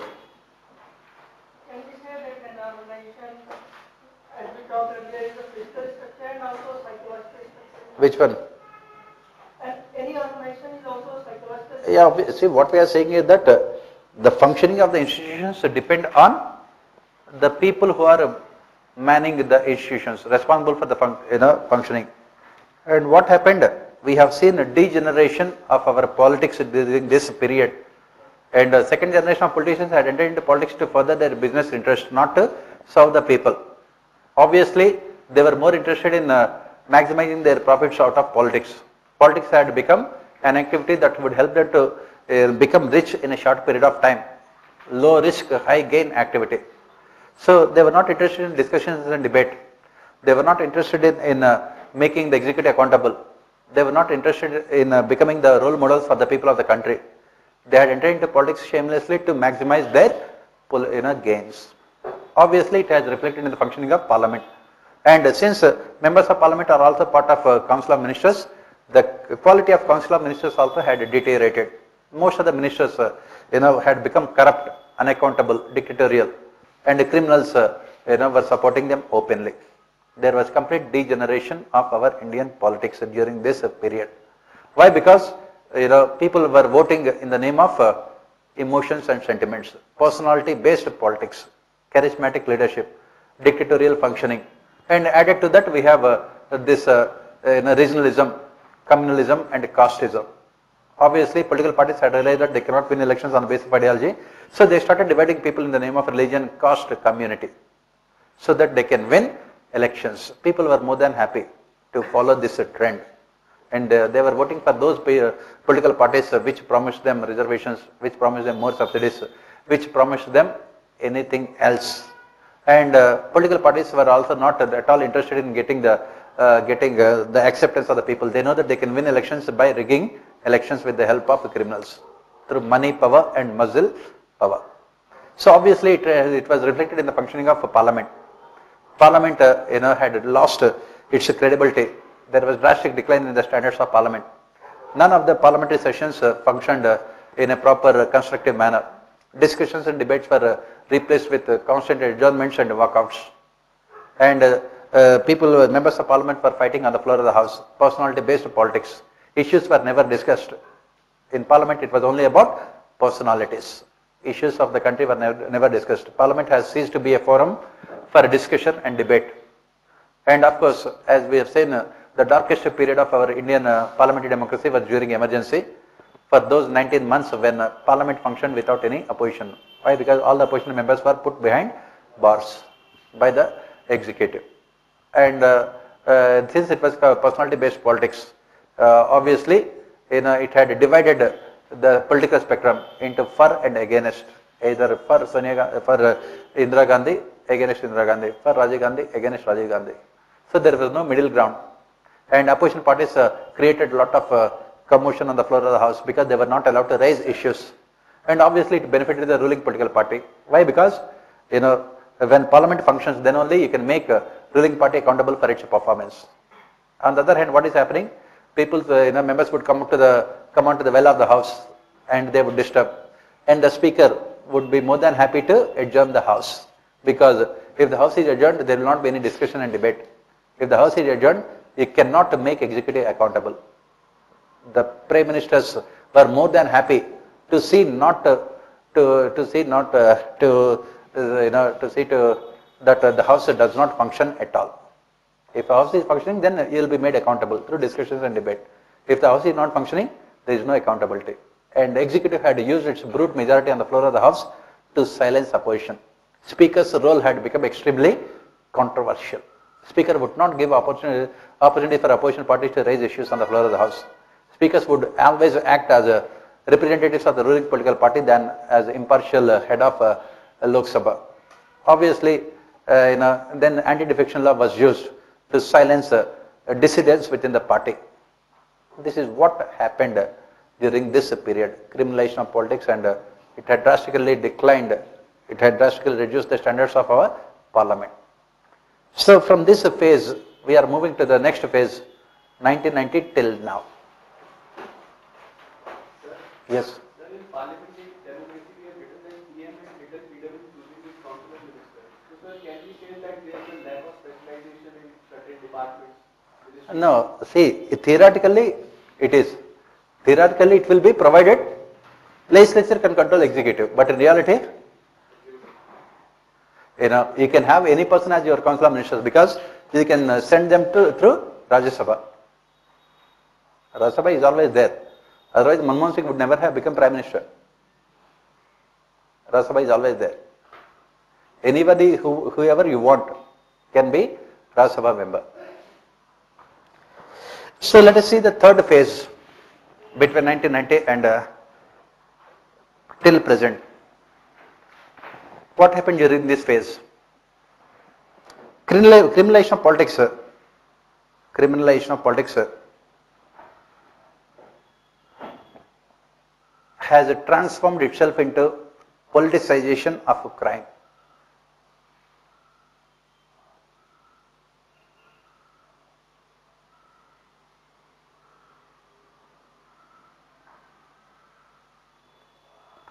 Into politicization of a crime. What do you mean by this? What do you mean by politicization of crime? I will tell you, don't worry.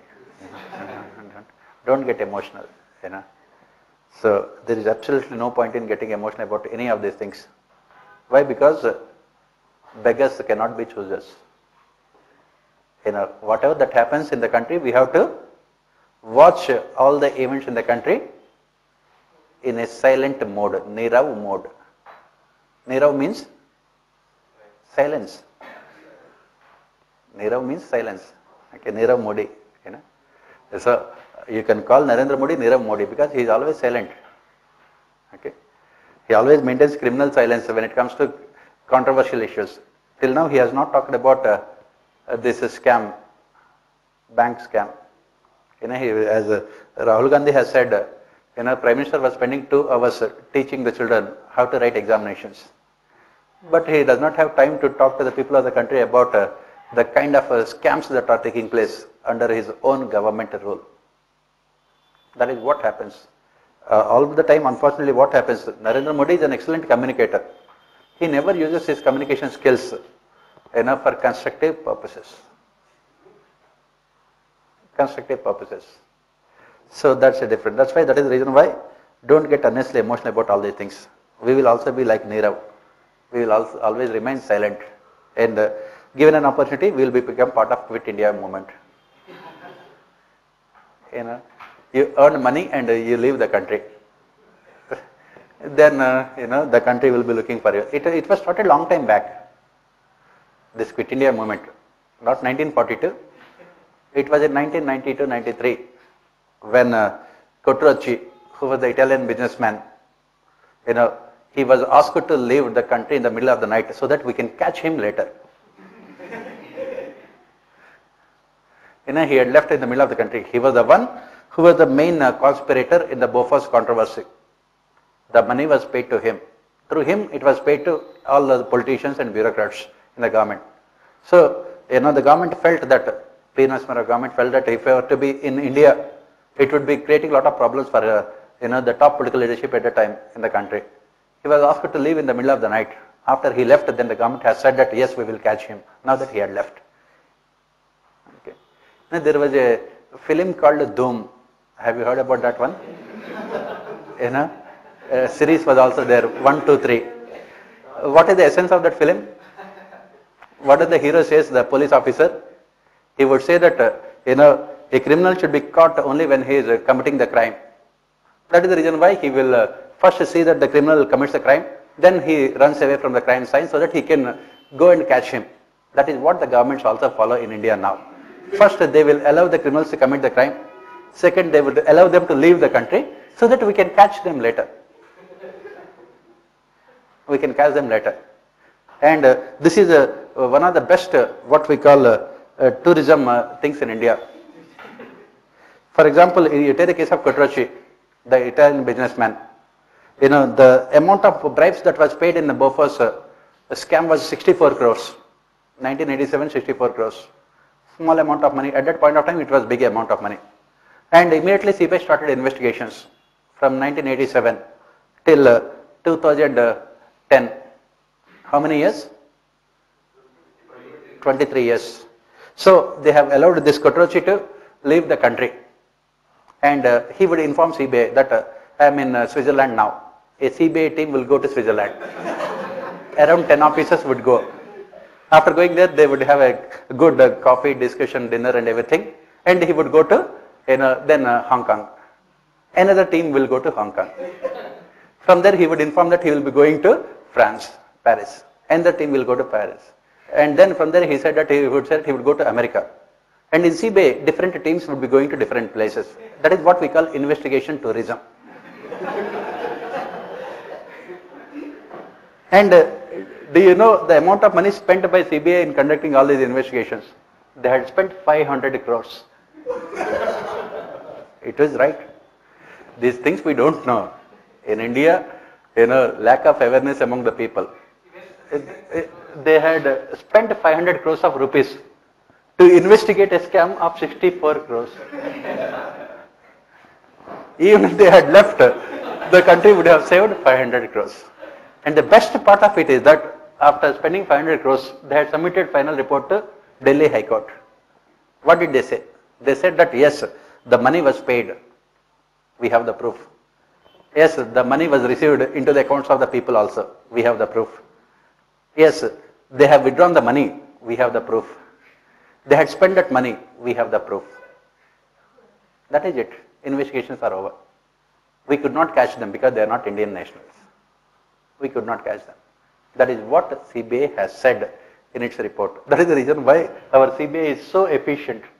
And that is the reason why every politician demands immediately CBI probe into any kind of major issues. CBI probe means that is the end of the matter. Every politician, ruling party or opposition, everyone only demands CBI probe. That is what, 64 crores, the scam, and 500 crores amount of investigation. That is the reason why every police officer, IPS officer wants to work in CBI for some time, because that provides that person immense opportunities to visit the entire world.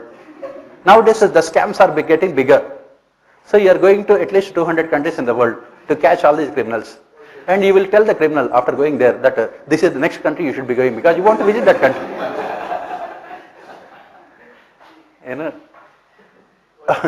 That is the reason why the conviction rate of our CBI is less than 10%. Less than 10%. Obviously. In those conviction rate also, they only talk about the criminals. It does not mean that the government will recover the money or anything like that. Anything like that. Even in 2G spectrum also, the judge has never said that Raja did not take money or did not indulge in corruption. He said that CBI has failed to prove corruption charges against Raja. The judge never said that Raja did not indulge in corruption. He said that CBI has failed. CBI will never prove. That is what. So that is, that's a different thing. So that is the reason why, never get emotional about any of these things. If you get emotional, that's what I said. We are all beggars and we cannot be choosers. Whichever government comes to power, they will say that they will ensure accountability, they will end corruption, they will ensure good governance. And in the hope that they will do those things, we will keep on voting for them. If they don't do that, we will vote for someone else. If not Narendra Modi, who will be the hope of the country? Rahul Gandhi. If not Rahul Gandhi next year, then Priyanka Gandhi. See, you must follow the family only. Okay. If not Priyanka Gandhi, her children. By the time they would become adults also, her children, after 10-15 years. And if not Priyanka Gandhi's children, her dog. That is what you have to follow. And that is what, so you take all these things with a pinch of salt. And what will happen in this case, Nirav Modi case? Nothing will happen. CBI will be celebrating because they will be getting opportunity to go to so many countries. And CBI would be hoping that every year there will be at least 4 or 5 scams like this, so that they can celebrate. That is what happens. And nothing, you will find ED, arresting some people. We will only know about arresting those people. We will never come to know about when they are released. They will be arrested on small charges like, traffic violations, so that they can be released very easily. So nothing will happen. And you have seen that ED has confiscated all the assets, and they have confiscated assets worth around 5,000 crores of Nirav Modi. Can the government sell those assets and recover the money? It can never be done. It can never be done. It is a very, very complicated process. But the government keeps on telling that we will not spare anyone. We will not spare anyone who is indulging in corruption. We will ensure that those who are indulging in corruption, will get more opportunities. Democratization. But that is because of the loss prevailing in other nations. Pardon? Loss prevailing in other nations. Yes, sir. We can give so many examples. I like this kind of attitude. You can become a true bureaucrat, giving all kinds of excuses. You can be a very good, efficient civil servant who can be useful for politicians. So, coming back here, let us look at the third phase. What happened in this phase? As we have said, the criminalization of politics has been transformed into politicization of crime. What is this politicization of crime? Why did it take place? By 1990,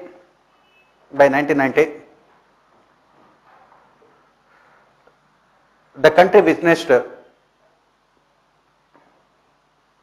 end of a single party rule at the center.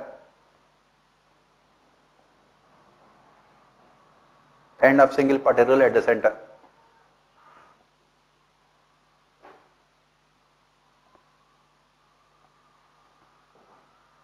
Minority governments and coalition governments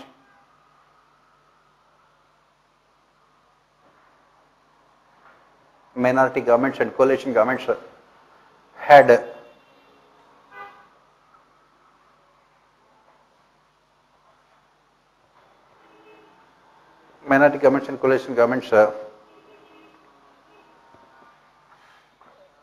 had become the norm at the center.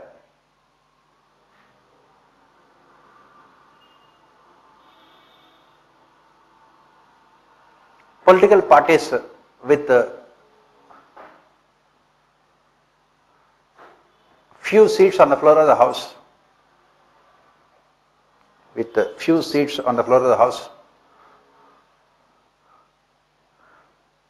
could decide the future of governments.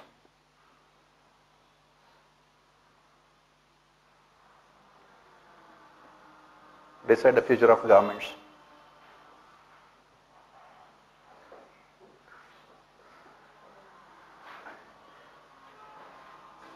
Electoral politics had become extremely competitive.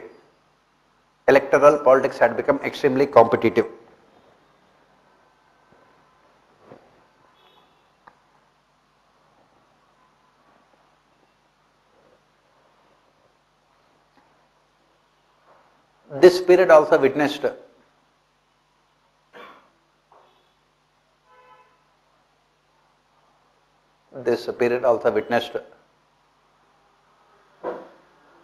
further criminalization, further communalization of politics.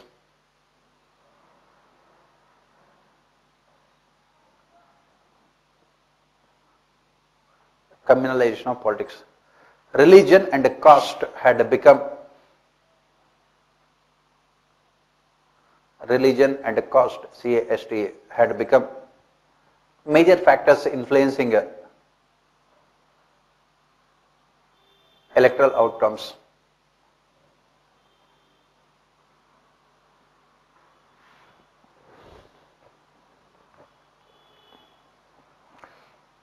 It also witnessed further fragmentation.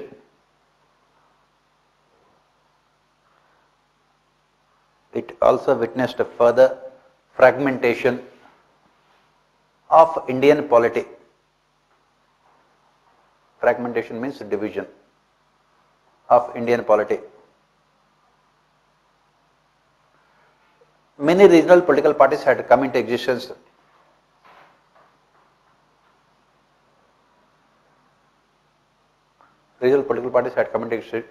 Especially in North India.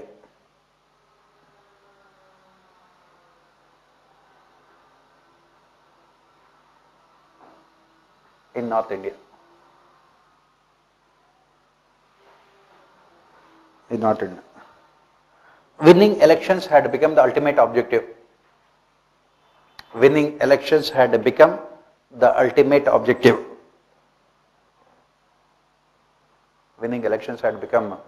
ultimate objective. Candidates were selected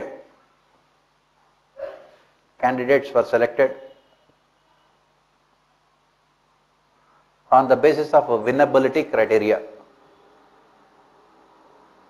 on the basis of winnability. W-I-N-N-A-B-I-L-I-T-Y. Winnability criteria. Criminals found a golden opportunity for themselves.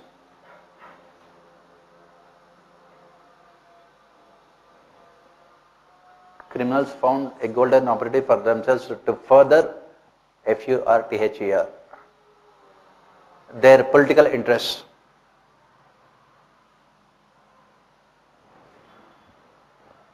Their political interests. Instead of supporting political parties indirectly,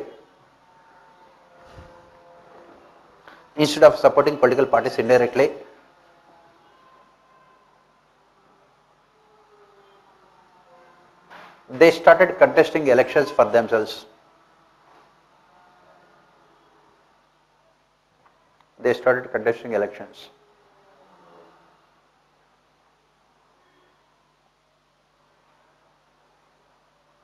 Political parties were more than willing to offer seats to criminals.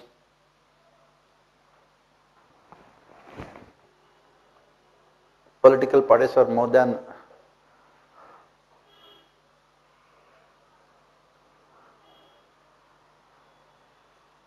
willing to offer seats to criminals. As they have better chances of winning elections.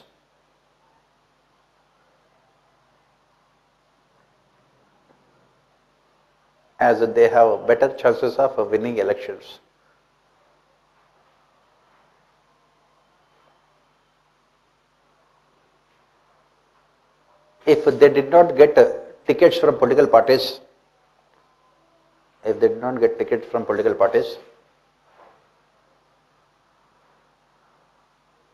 they contested as independents.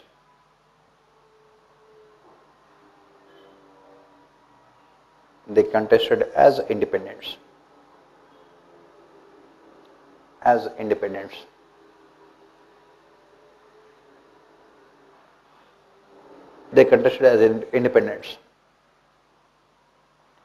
After they had become members of legislature,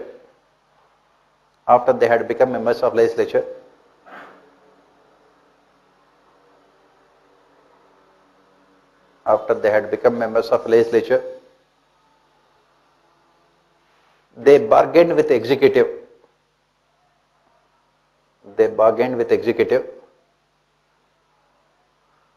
To be part of a council of ministers.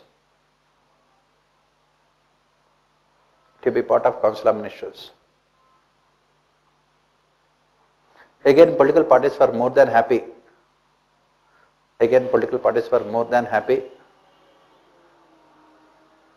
To accommodate these criminals.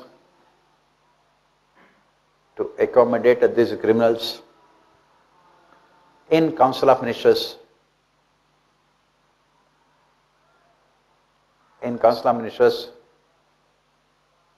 As they help in survival of the government.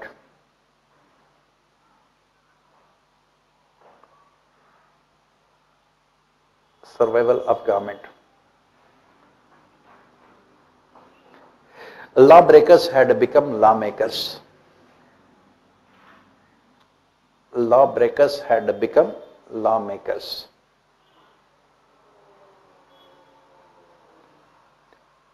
Resulting in politicization of a crime.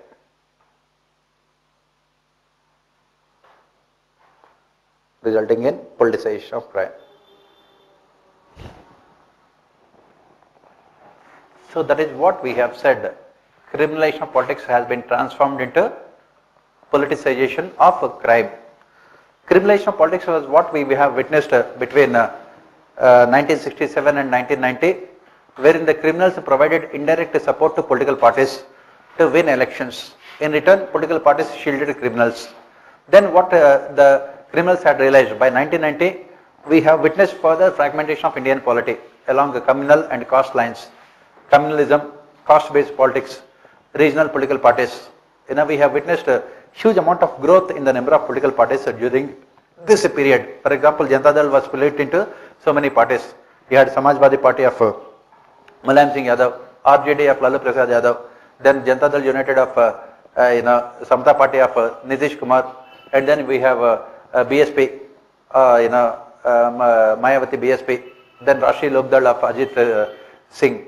Like this, we have seen so many caste-based parties, especially in the North India. In the South India, we have again seen the emergence of more regional political parties. Obviously, when there is more competition, there will be more, chances of, not winning elections because of high levels of competition. So, what the political parties have done? Political parties have decided only on one criteria before selecting candidates. What is the criteria? Winnability criteria.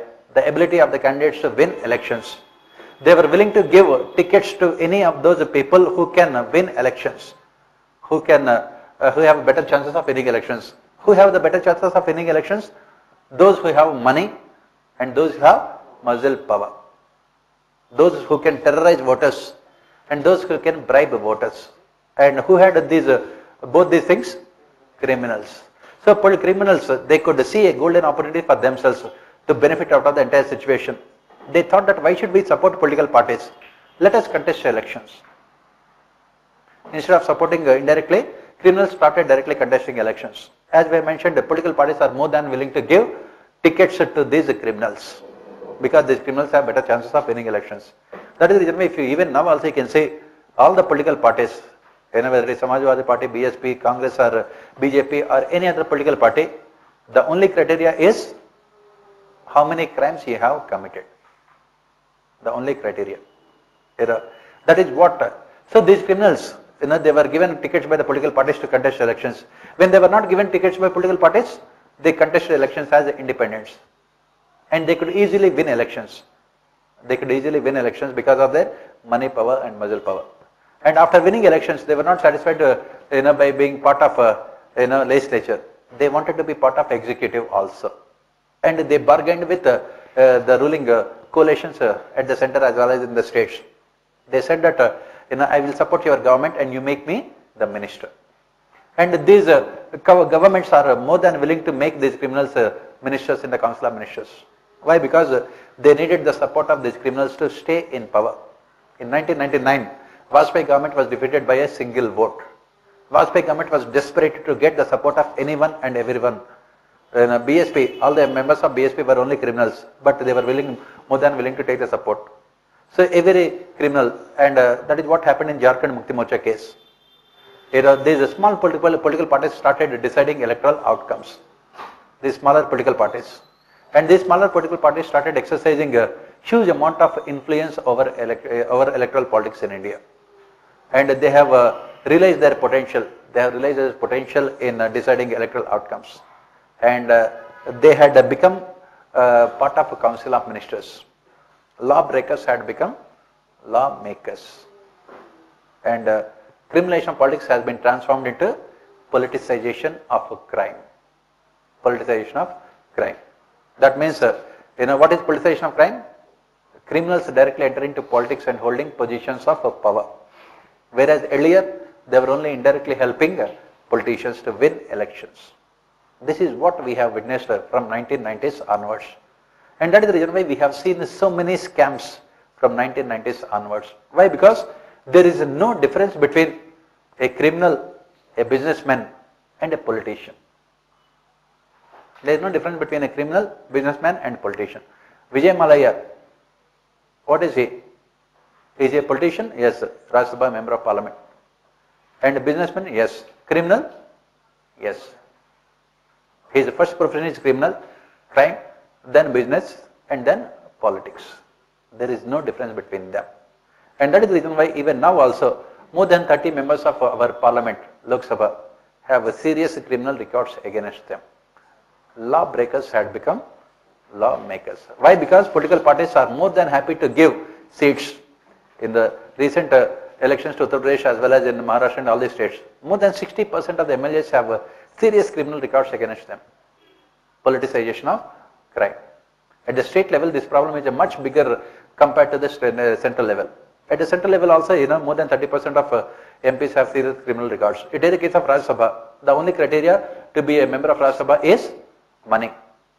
money power. If you look at all the 250 members of Rajya Sabha, the one thing that is a common factor among all of them is all of them are businessmen. All of them are billionaires, multi-billionaires. That is what you can see. The only criteria. Recently you can see Aam Aadmi Party. Whom did Aam Aadmi Party select as its Rajya Sabha MPs? Businessmen. Businessmen who were extremely rich, who are one of the richest in Delhi. They were selected. That is what we say. So this is what happened. Criminalization of politics has been transformed into politicization of a crime after 1990s. And the political culture is more again moving towards what we call emotions and sentiments. Because regionalism, casteism, communalism are the factors that decided electoral outcomes. That is what happened. And what is the impact on the functioning of Parliament? What is the impact on the functioning of Parliament, all these events? What do we say? There was further deterioration in the standards of Parliament. There was further deterioration in the standards of Parliament.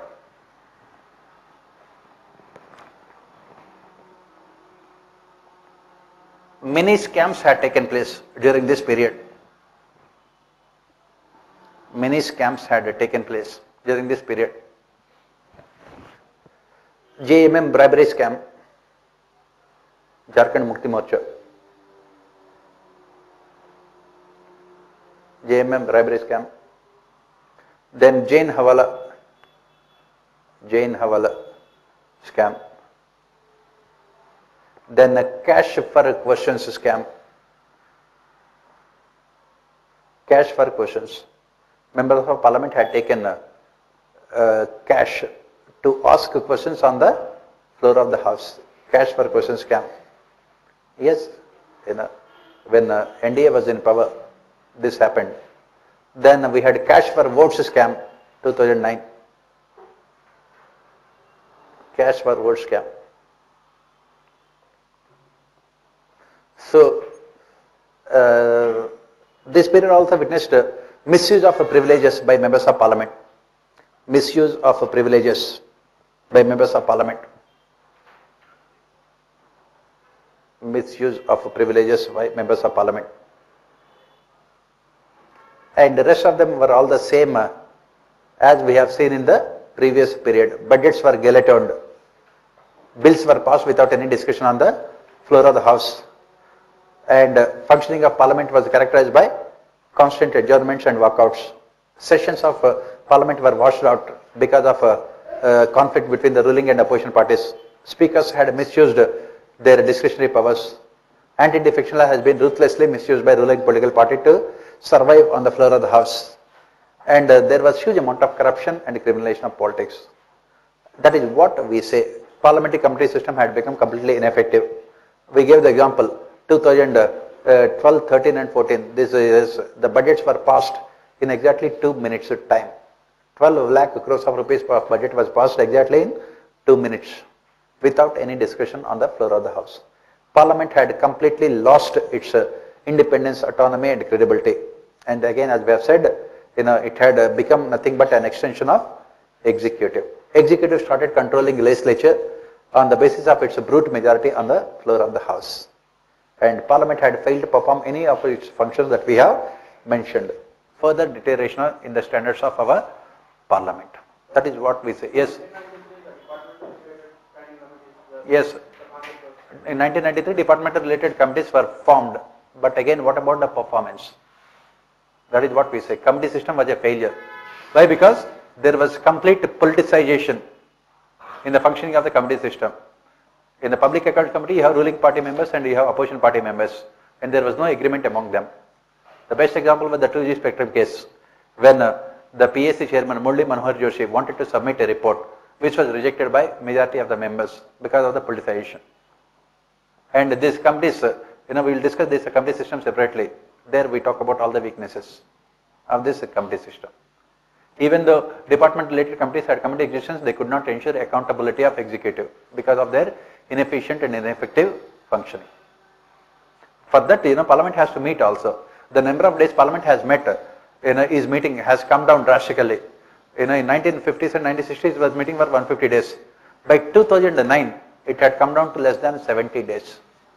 Not 70, 60 days. It had come to less than 60 days. In 2009, Parliament had met for less than 60 days. Out of these 60 days, 59 days were spent only on fighting. In one day, exactly 2 minutes, it was spent on passing the budget. That is what we say. Parliament functioning has suffered. Recently also you can see the recent budget session also. It was supposed to meet for 5 days. In those 5 days, nothing had happened. This is what happened. What is happening? Legislature had lost its credibility. Why? Because of criminalization of politics, politicization of crime, because of the vertical fragmentation of Indian polity between ruling and opposition parties. There is no meeting ground between ruling party and opposition parties. Now, the functioning of Parliament can be effective only when there is some kind of a common ground between ruling party and opposition parties. Opposition parties, they always focus more on adjournment of the House. They focus more on what you call personality-based politics.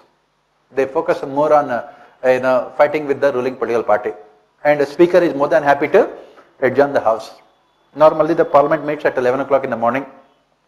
The moment it meets at 11 o'clock, it starts with the question hour. Recently, the question hour was replaced with the 0 hour. Whatever it may be, the moment it starts, obviously you can see the members of Parliament rushing to the well of the House and raising slogans. And the Speaker would request them to go back to their seats. They will start laughing and looking at the Speaker. How so innocent you are. You are asking us to go back. And they will not go back. Then the Speaker will shout at them. They will not go back. Speaker will plead with them. They will not go back. Speaker will touch their feet. They will not go back. And finally, by 11:02, 2 minutes is a long period of time. 11:02, the House will be adjourned. And they will go back. Again, it is supposed to meet at 12 o'clock. It meets at 12 o'clock. This time only 1 minute. By 12:01, the House will be adjourned. Again, lunch time they will take, and then it will meet again at 2 o'clock. And immediately 2 o'clock, before meeting itself, it will be adjourned. For next day to meet at the next day morning at 11 o'clock. The same thing will repeat. The same thing is being repeated for the last 27 years from 1990s onwards. Functioning of legislature. Why? Because as we have said, vertical fragmentation of Indian polity, vertical division of Indian polity into ruling and opposition. There is no meeting ground between them. They don't want to discuss the issues. The best example was the demonetization. During demonetization, everyone in the country expected opposition parties to corner the government regarding demonetization. And what did the opposition parties do in Rajya Sabha? They demanded the presence of Prime Minister. And our Prime Minister, he is a very intelligent person. He knew that if he were to be present, there would be discussion. He was not present in the entire session. And opposition parties kept on demanding the presence of Prime Minister. He came to the House on the last day. On the last day when the Prime Minister was there, they wanted Prime Minister to address the House. Prime Minister has said that no, I will not. The House was adjourned. Nothing happened. No discussion and debate would take place. Now, ruling party is more than happy to ensure that the House does not function properly. Why? Because if the House is functioning properly, then the opposition parties can corner the government through discussions and debate. That is the reason why you can see ruling party only inciting opposition more. Recently what you can say, the Prime Minister in his speech, he was acting more like opposition leader, criticizing Congress party rather than talking about his own government. And that was more than enough for Congress party. And they start raising slogans. And that was more than enough for the Speaker to adjourn the House. Especially in Rajya Sabha, there was criticism against our Rajya Sabha chairman, Venkaiah Naidu, the Vice President, that he was adjourning the House at the first instance because the government, the ruling party never wants any kind of discussion and debate on the floor of the House. And the opposition always plays into the hands of ruling party by raising. They never discuss the issues. It's all about personalities. It's all about personalities. They never discuss the issues. And the ministers deliberately make controversial statements. The entire session will be washed out by those controversial statements. For example, some time back, law minister has made a statement about amending the constitution and a question about secularism within the constitution. That was more than enough. The entire session was washed out. For these kind of non-issues, it will never discuss important issues. That is what is happening. And the committee system has been a big failure. So obviously, as we have said, in the end, the executive started controlling the legislature, Parliament had lost its autonomy, it had lost its independence, it had lost its credibility in the eyes of the people. In the eyes of the people. The only thing that happens during the sessions of Parliament is the news channels will discuss in the night time the amount of money spent by Parliament on one session. Every hour this is the amount of money we are spending, and they will feel bad. That is what happens on the floor of the House, nothing else. When was the last time the issues were discussed and debated? All the major bills are passed routinely without any discussion on the floor of the House. Ordinances had become the order of the day, delegated legislation, and budgets are never discussed on the floor of the House. In the 4 or 5 days after the budget is presented, it was supposed that the opposition would discuss the budgets. They never discuss the budgets, and there were always constant adjournments and walkouts. Members would come to the well of the House as a norm, and they would disrupt the proceedings. Since members of Parliament enjoy privileges, they could not be, nothing could be done to them also. Whatever they do on the floor of the House cannot be questioned in a court of law. That is what is happening. Drastic decline in the standards. So let us see, what can be done, what should be done, what are the reforms? Very, very important. We have seen all the problems. What should be done? What are the reforms? And when we discuss all these reforms, don't ask me innocently why they are not implemented. Innocently. I can tolerate any amount of ignorance, but not innocence. Innocence is the exclusive domain of Rahul Gandhi. Don't ask me why these reforms are not implemented. What are we doing? Why we are not implementing these reforms? That kind of innocent questions are completely banned. Okay. So you will be severely punished for asking those kind of innocent questions, because we will be talking about so many reforms, and you kept on asking why they are not implemented. So let us see what are those reforms. Only thing you have to remember is that you have to write all these reforms in the examination, get into services, be part of the system, and forget about them. That is what they are saying in English. If you cannot beat them, join them. You are getting golden opportunity. Write all these things in the examination and forget them after getting into services. That is what your predecessors have done. All those people who got into services before you, they have written all these things beautifully in the examination. After that, they have forgotten all these things. Politicization of civil services. So let us look at all these reforms. So the first and foremost, what is the problem here? The problem here is about the functioning of Parliament legislature is influenced by the members who are part of legislature. And unfortunately, what is happening? We are not able to select the right kind of people. We are not able to select right kind of people to our houses of legislature, both Lok Sabha as well as Raj Sabha. What we have witnessed is criminalization of politics and politicization of crime. So the entire functioning of legislature depends on the quality of members. We must improve the quality of our members. For that, we must implement electoral reforms. So the most important reform that we are talking about as part of parliamentary reforms is electoral reforms. Let us see what are these electoral reforms. What kind of electoral reforms should be implemented? So, what kind of electoral reforms that can be implemented?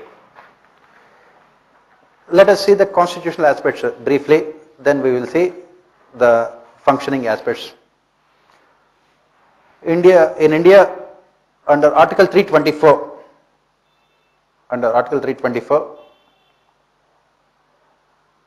Election Commission is given the responsibility of conducting elections. Under Article 324, Election Commission is given the responsibility of conducting elections. And Election Commission was made a constitutional body. It was made a constitutional body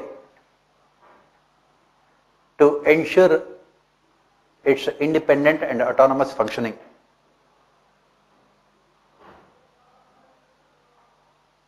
To ensure its autonomy and independence.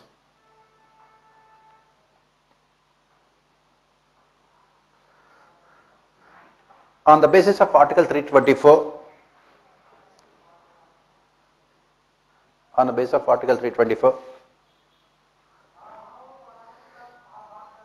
legislature has passed, Parliament has passed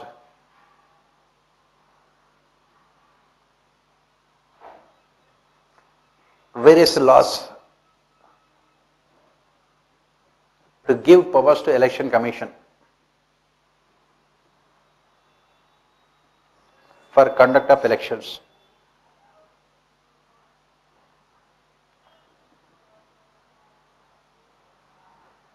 Under Article 327, Parliament is given power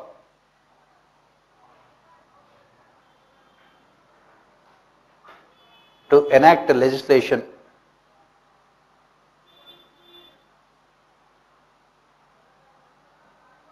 for delimitation of constituencies.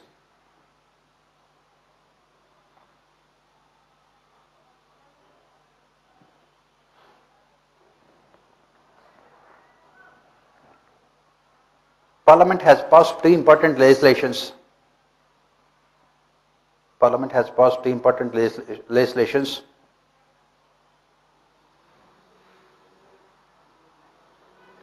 In the form of Representation of People's Act 1950 and Representation of People's Act 1951. Representation of People's Act 1951 to give sufficient powers for Election Commission to conduct elections.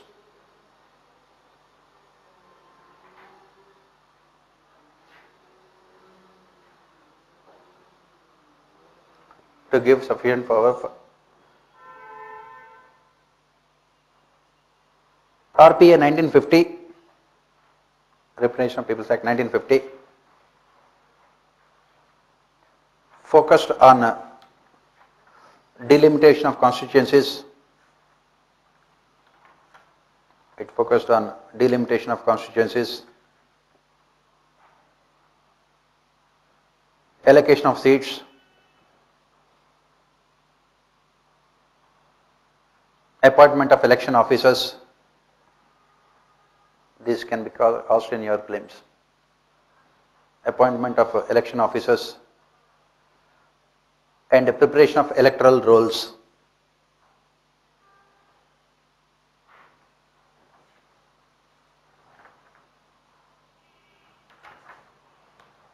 Whereas RPA 1951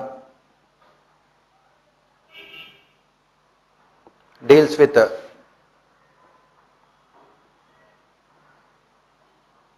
qualification and disqualification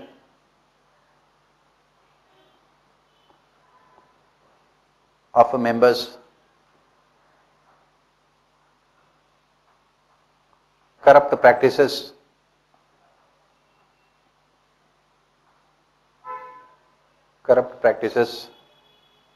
and formulating procedures for conduct of elections.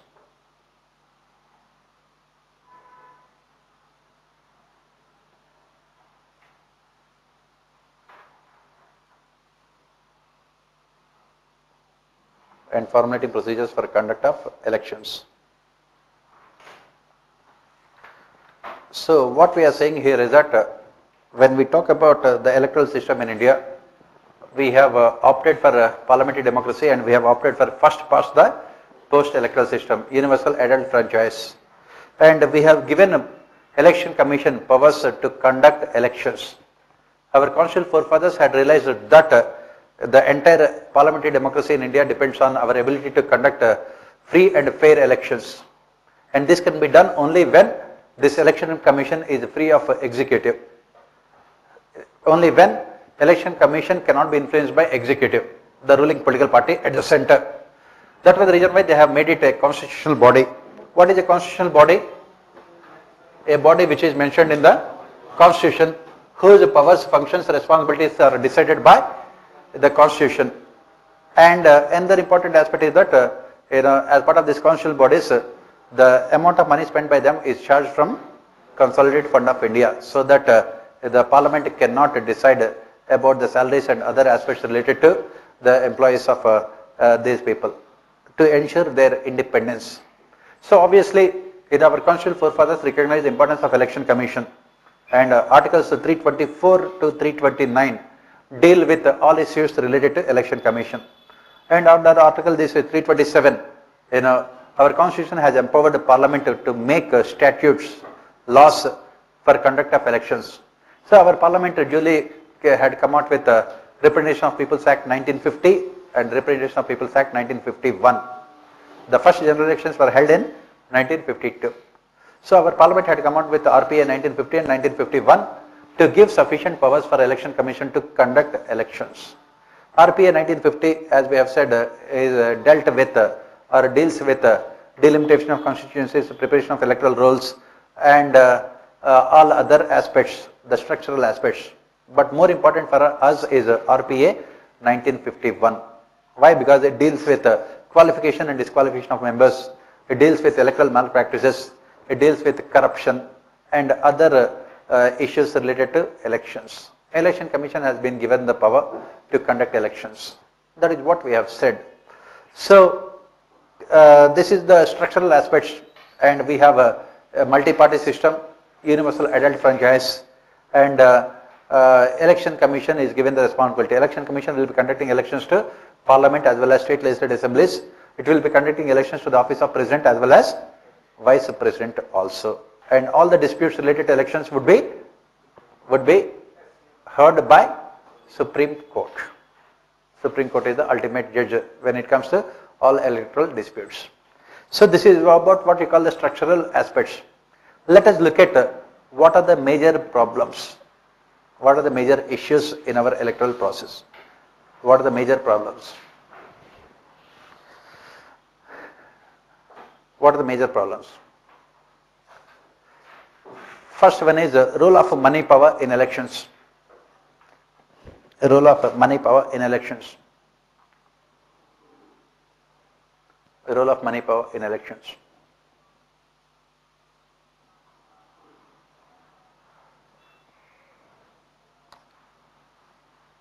According to a survey conducted by a non-government organization, NGO,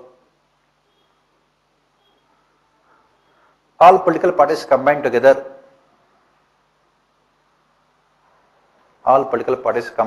had spent on an average, had spent around 40,000 crores of rupees in 2014 general elections. 40,000 crores of rupees in 2014 general elections. As admitted by Election Commission,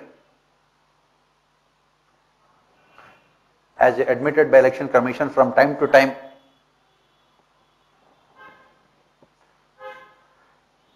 it has failed to reduce the influence of money power in elections.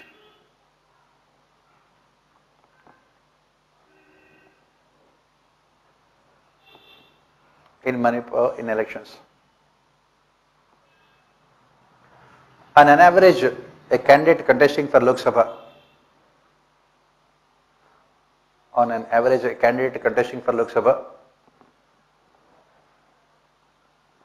spends around 30 crores.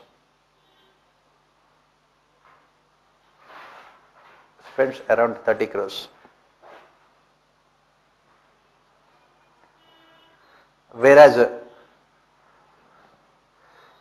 the limit on expenditure fixed by Election Commission, what is the limit? Is only 70 lakhs. 70 lakhs. Next issue, rule of black money, unaccounted money. Rule of black money or unaccounted money.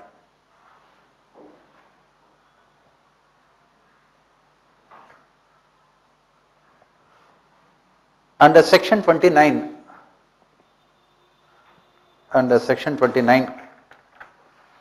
of Representation of People's Act 1951, under section 29 of RPA 1951, political parties must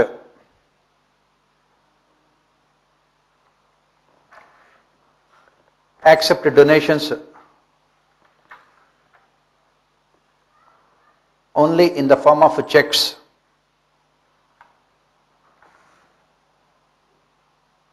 Only in the form of checks. And the name of the donor should be clearly mentioned. And the name of the donor should be clearly mentioned.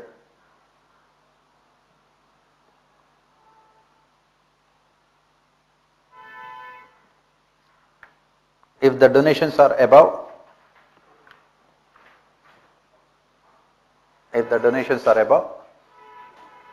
2,000 rupees, earlier it was 20,000, now it is 2,000.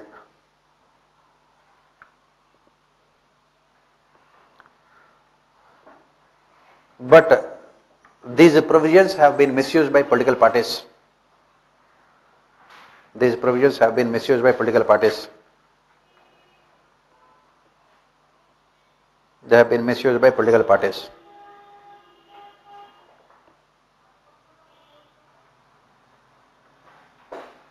How they have misused? In their accounts submitted to Election Commission,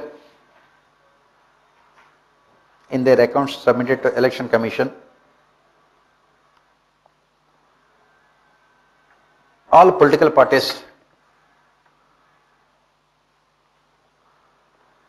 have declared that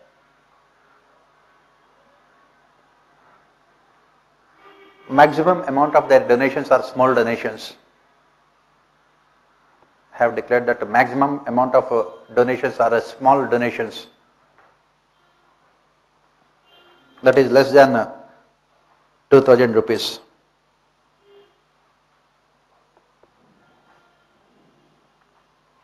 Political parties like BSP, SP, Samajwadi Party, NCP have declared that 100% of their donations are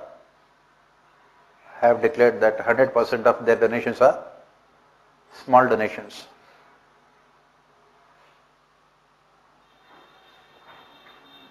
Whereas in case of national political parties like BJP and Congress, more than 90% of their donations are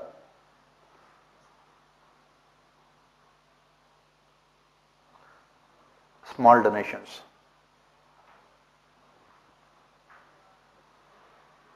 Unaccounted black money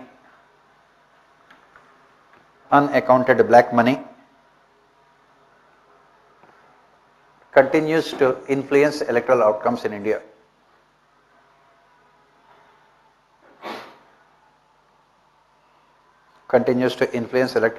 India.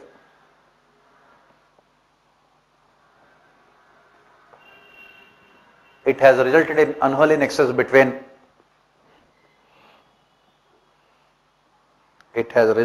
unholy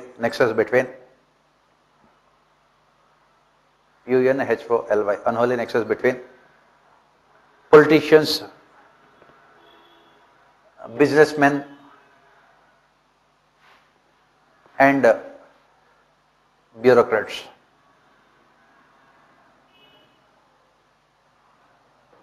Next problem. Political parties have misused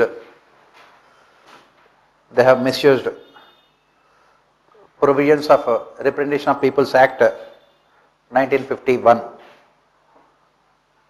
They have misused the provisions of Representation of People's Act 1951. What is the misuse here? Section 77 of RPA 1951. Section 77 of RPA 1951 stipulates that Section 77 of RPA 1951 stipulates that the amount of money spent by a political party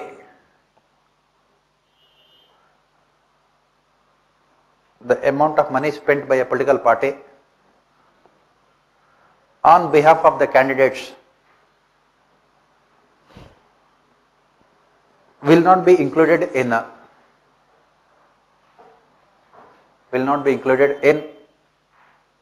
the election expenses of the candidate.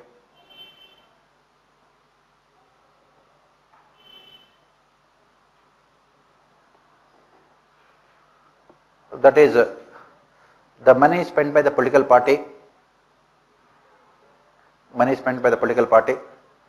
the relatives and friends of the candidates, money spent by political party, relatives and friends of the candidates will not be included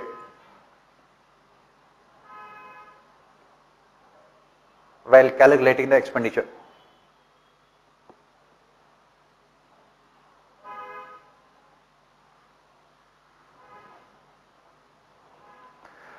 The limit of 70 lakhs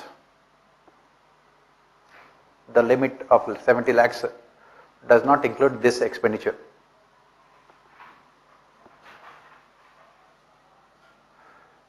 This provision has been blatantly misused by political parties. It has been blatantly misused by political parties while submitting their accounts.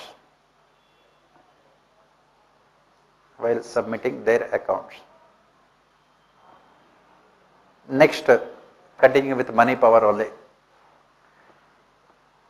In the Rajya Sabha elections,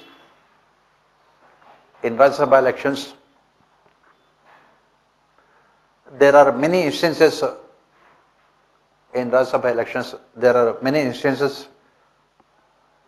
of candidates offering huge amount of bribes to MLAs,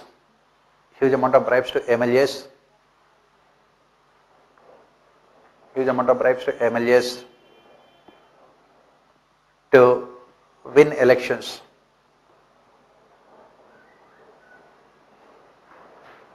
But no action could be taken against them.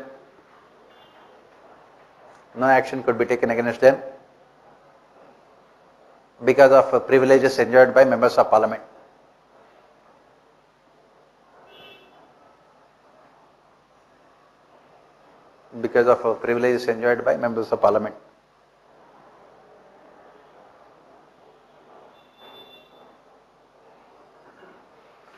So this is about the role of money power in politics. There is no limit. Anyone, for example, we have said that 70 lakhs is the amount of money to be spent by candidate. I am spending on your behalf. It will not be included. And my political party is spending it. For example, in my constituency, parliament elections are there. I am the candidate from BJP. And Prime Minister is addressing a rally in my constituency. And this rally is organized by my political party BJP. And for this rally, we are spending around 10 crores. And this money will not be included in my election expenses. Why? Because this is the amount of money spent by my political party. When it comes to calculating expenses, the amount of money spent by me only, 70 lakhs. That is the reason why if you look at all the accounts submitted by these members of parliament to election commission, their political career starts with blatant lies. Sharad Pawar, in the previous parliamentary elections, he said that he could only spend 12 lakh rupees. Had spent only 12 lakh rupees. People are willing to vote for him. They are saying that please don't spend money. Already you are a poor rich person. Why do you want to spend money? That is what everyone. Sonia Gandhi had said that she had spent only 36 lakhs. What is the population in a constituency? What is the population of a constituency in India? So 550 are there. And what is the population? 1.3 billion. So in a single parliamentary constituency, what is the population? Average population?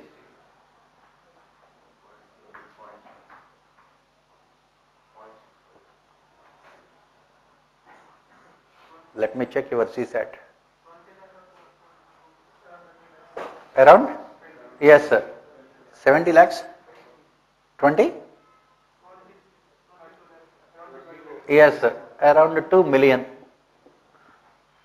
22 lakhs like that. 22 lakhs, let us assume 20 lakhs. Okay, I am a candidate contesting. So, as part of my election expenses, if it is 70 lakh rupees, that what election commission says, population is 20 lakhs.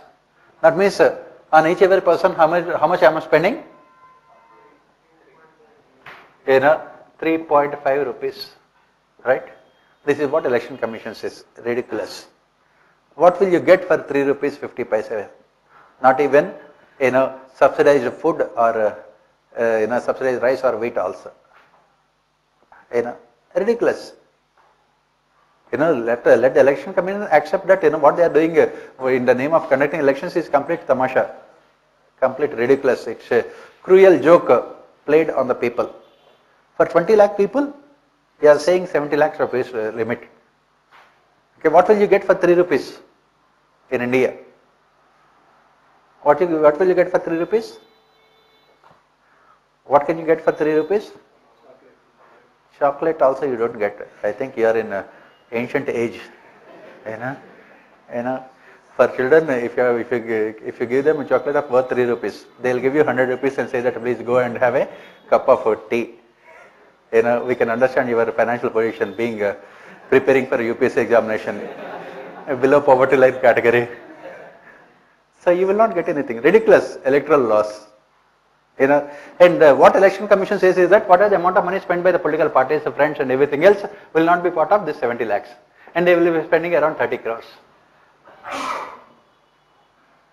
Why this kind of hypocrisy? Why this kind of stupidity? Let us accept the facts. Let us accept the pragmatic politics. Political parties have to spend a lot of money because with so much of population. The population of a constituency in India is equal to the population of most of the countries around the world. That is what. So obviously, if you are expecting, for example, 20 lakh rupees is the average size of the constituency. 20 lakh population. This 20 lakh population is the population of the whole state of Nagaland.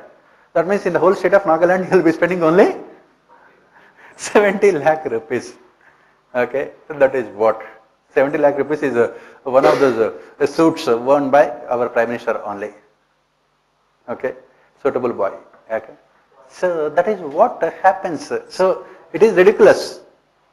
That's why we call India Banana Republic. It is ridiculous.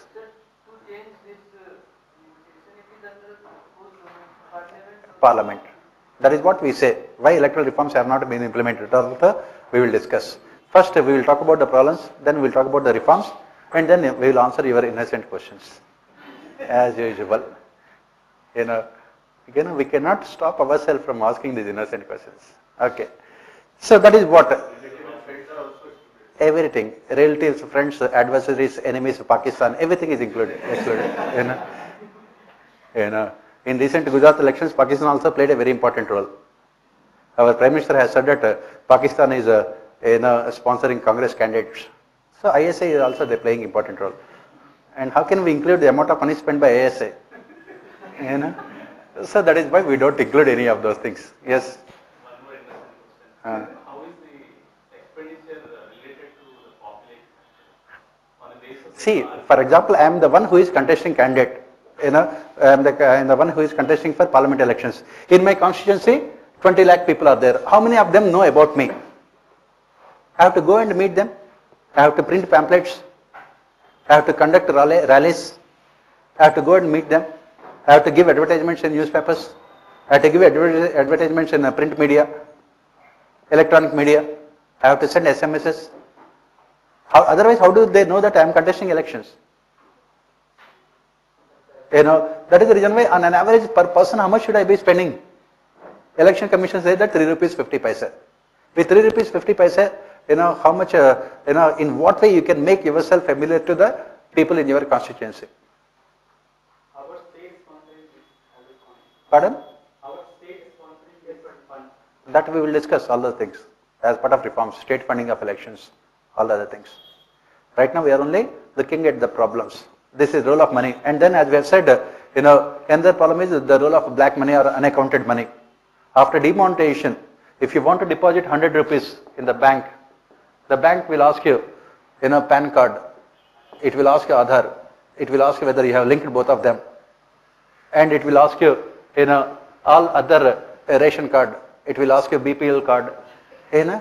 Everything. Then only you are allowed to deposit 100 rupees. You have to fill in at least 10 forms during demonetization. Whereas, if you want to give donation to political parties, you can do so without anything. Bahujan Samajwadi Party, BSP, had collected hundreds of crores of rupees donations after demonetization. Why? Because when it comes to political parties, they can accept any amount of money. And what is the secret here? Earlier, the limit was 20,000 rupees. So every political party has said that they were only receiving donations of 19,999 rupees. Bata price, Bata slippers, their prices are always 599, 499, like that only. So it gives psychological, strength to us, psychological, So that is what now BJP government, after it came to power, it has said that it would completely get elections of this, get rid of this black money in elections. So they have reduced it from 20,000 to 2,000. Now political parties are receiving only 1999 rupees. Every political party, Bahujan Samajwadi Party says that it is a very poor party. So all the members are donating only 1999 rupees. They are requesting their members to donate 1 more rupee so that it can be converted to checks and they can mention the names of donors. People have said that we don't have money. We are poor people. Every political party, more than 90% of BJP's donations are also in a small cash. Black money, unaccounted money. Unaccounted money. This everyone knows. Every political party knows these things. Nobody wants to bring any kind of changes. Role of money, power in elections. The most important factor that is influencing our electoral process is money, power. Black money, unaccounted money. Who gives this money to political parties? Businessmen. Why? Have they started any NGO philanthropic activities? Obviously not. Why did the businessmen give money to political parties? Because when these political parties come to power, they will protect their interests. And that had resulted in what we call crony capitalism. Unholy nexus between political executive, bureaucracy and businessmen. Businessmen have to donate money to all political parties. There cannot be any ideology. You must be giving, if you are giving 100 rupees to BJP, you must be giving at least 50 rupees to Congress. Every political party. In otherwise, tomorrow if Congress party comes to power, you will be losing all your businesses. So you must give, in the states also you must give money to political parties, regional political parties, if you have to continue with your businesses. And this entire amount of money is given only in the form of cash. It is only given in the form of cash, black money, unaccounted money. Our Prime Minister has waged war against black money, unaccounted money by demonetizing currency, but it has not reduced. Even last year also, if you go by ADR, this Association for Democratic Reforms, it has conducted a survey and it has found out that almost all the political parties are accepting only cash. The objective of demonetization is to remove black money. It has not. Why? Because there is no black money. Why? Because the color of the money has changed to pink now. Our Prime Minister has said that he would remove black money, not pink money. And the black money has no color at all, obviously. That is where the most important problem, role of money, power in elections. In every elections, recently in Tamil Nadu elections, they have caught a van full of currency notes as usual, around 1,500 crores. belonging to AIADMK party, Jayalalitha. The money was to be distributed to the voters. Depending on the state, Tamil Nadu is a developed state. So voters also expect high standards from their political parties. And they will not vote for you unless you will give them 5,000 rupees. Every political party has to do that one. So when the money was caught, immediately Jayalalitha had contacted Prime Minister Narendra Modi. Modi called up Arun Jaitley. Arun Jaitley called up RBI, and RBI was asked to release that money to ensure democratic functioning of our political system. And finally, RBI has said that it was not money at all. It was not black money at all. It was no money at all. Okay. They have said it. It was given to AIADMK. That is the reason why AIADMK is loyal to BJP. A friend in need is a friend indeed. Okay. That is what they do. That is what every political party. Now Congress party is facing a resource crunch because they are in opposition. That is where the problem. And that is the reason why Congress party is talking about clean politics. When they come to power, they only talk about pink politics. Okay. So that is what, so we can stop it here for today.